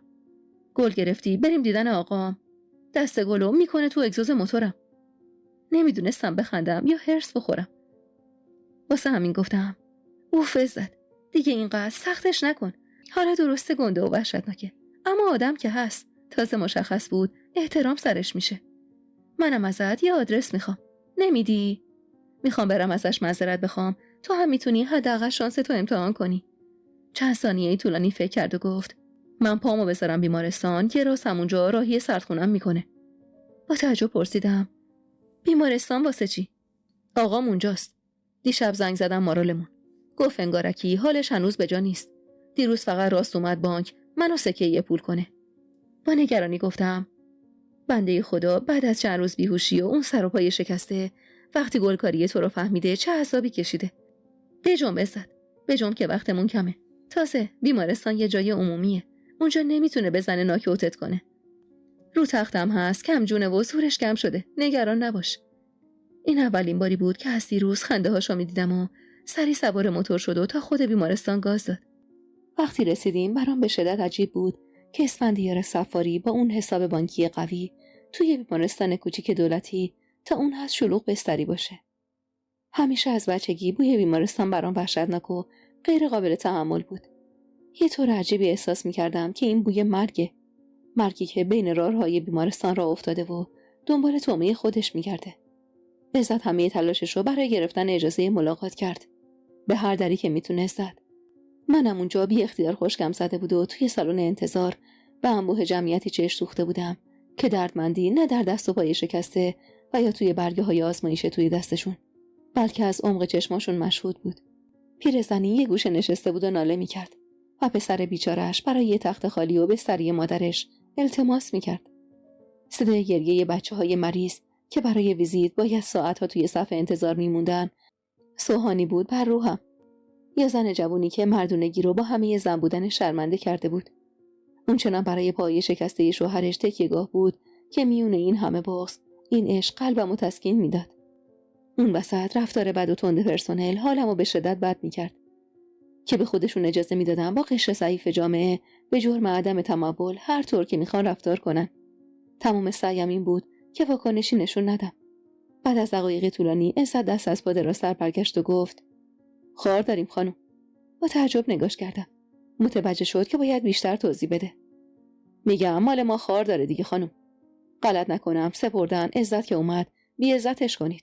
راش ندید. قبلا می اومدم عین گاو سرمو مینداختم میرفتم بالا ملاقات آقام وقت و بی وقت. کسی جرئت نداشت بگه چرا. حالا اما که زبونم رو با اسکوتا نگه دارم همه واسم شاخ شدن. حتی اون پیری نگهبانه. آخ اگه دستم بسته نبود و چوب خط گندکاریام پیش آقام پر نبود میکوبیدمش به دیوار گوش کوبیدش میکردم. درکش میکردم.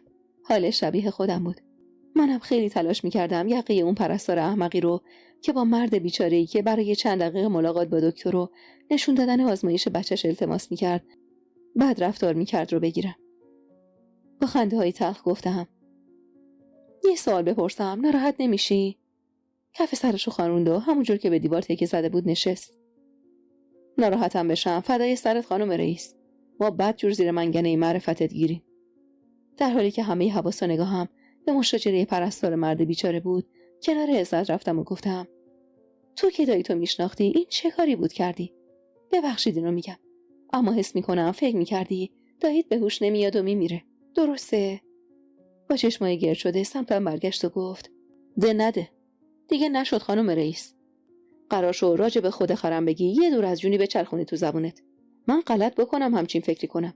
من نادون بس که این مرگم توی گوشم خون فکر کردم برم یه خونه رهن کنم و مریم رو عقد کنم. وقتی آقام به هوش بیاد فوقش مثل بقیه یه دوتا میزنه زیر گوشم. تازه دیگه به حرمت این که زن دارم و زنم هست کمربندشو واسم نمیکشه. میگه برو سر زندگیت.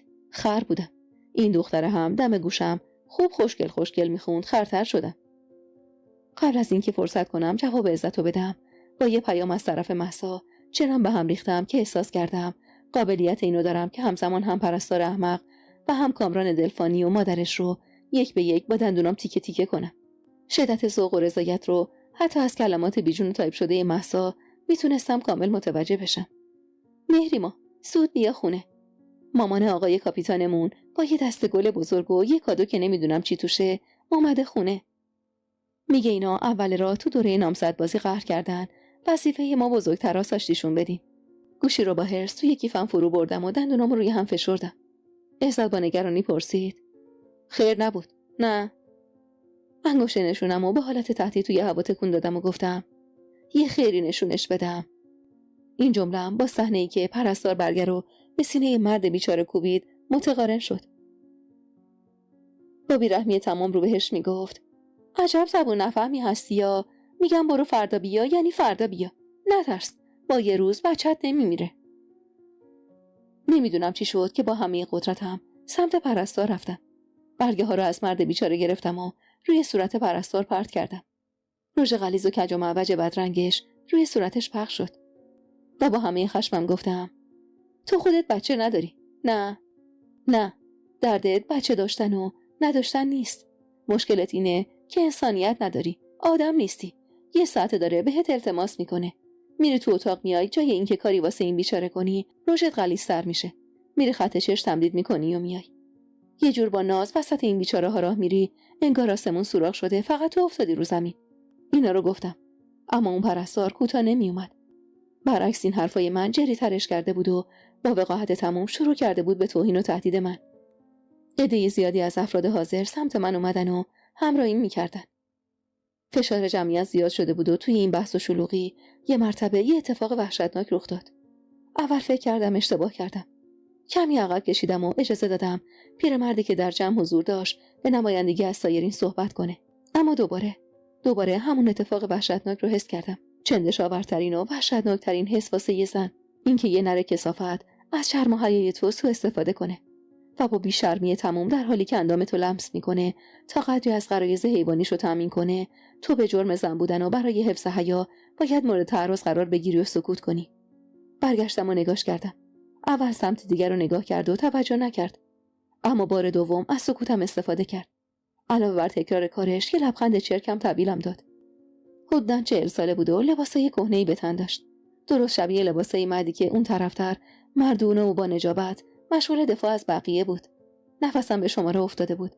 از شدت خشم و نفرت احساس می‌کردم هر لحظه ممکنه سکته کنم. این حسو یه بار دیگه هم تجربه کرده بودم. یه بار که فقط 13 سالم بود و با ذوق در یه مغازه مشغول انتخاب رنگ لاک بودم. همون روزی که یه مرد 50 ساله کت و شلواری شیک پوش رویای لاک‌های رنگیم رو دزدید و منو توی سیاهی امیالش مدفون کرد. لمس اندام ظریف یه دختر بچه 13 ساله چه لذتی برای اون داشت که اینطور توی جمع منو با بیرحمی تمام مورد تجاوز جنسی قرار داد. درسته، تجاوز. من اسم همین لمس کوتاه و بیشرمانه رو هم تجاوز میذارم. شاید تو سن 13 سالگی ترسیدم و سکوت کردم. شب تب کردم و از شدت وحشت اولین دوره قاعدگی زنانم رو بر اثر شوک روانی تجربه کردم. اما حالا با اینکه همونقدر ترسیدم هرگز سکوت نمی‌کنم. برگشتم و با تمام قدرتم کیفم و پیاپی به صورتش کوبیدم. کسی نفهمید علت این خشم من چیه. همه با تعجب نگام می‌کردن، جز یه دختر بچه 13 ساله که کنارم ایستاده بود و با حقیق رو به مادرش گفت. داشت به منم دست میزد. دیدم بعدش به این خانمم دست زد. همین یه جمله دختره کافی بود تا نوک براق چاقوی زامندار عزت رو ببینم.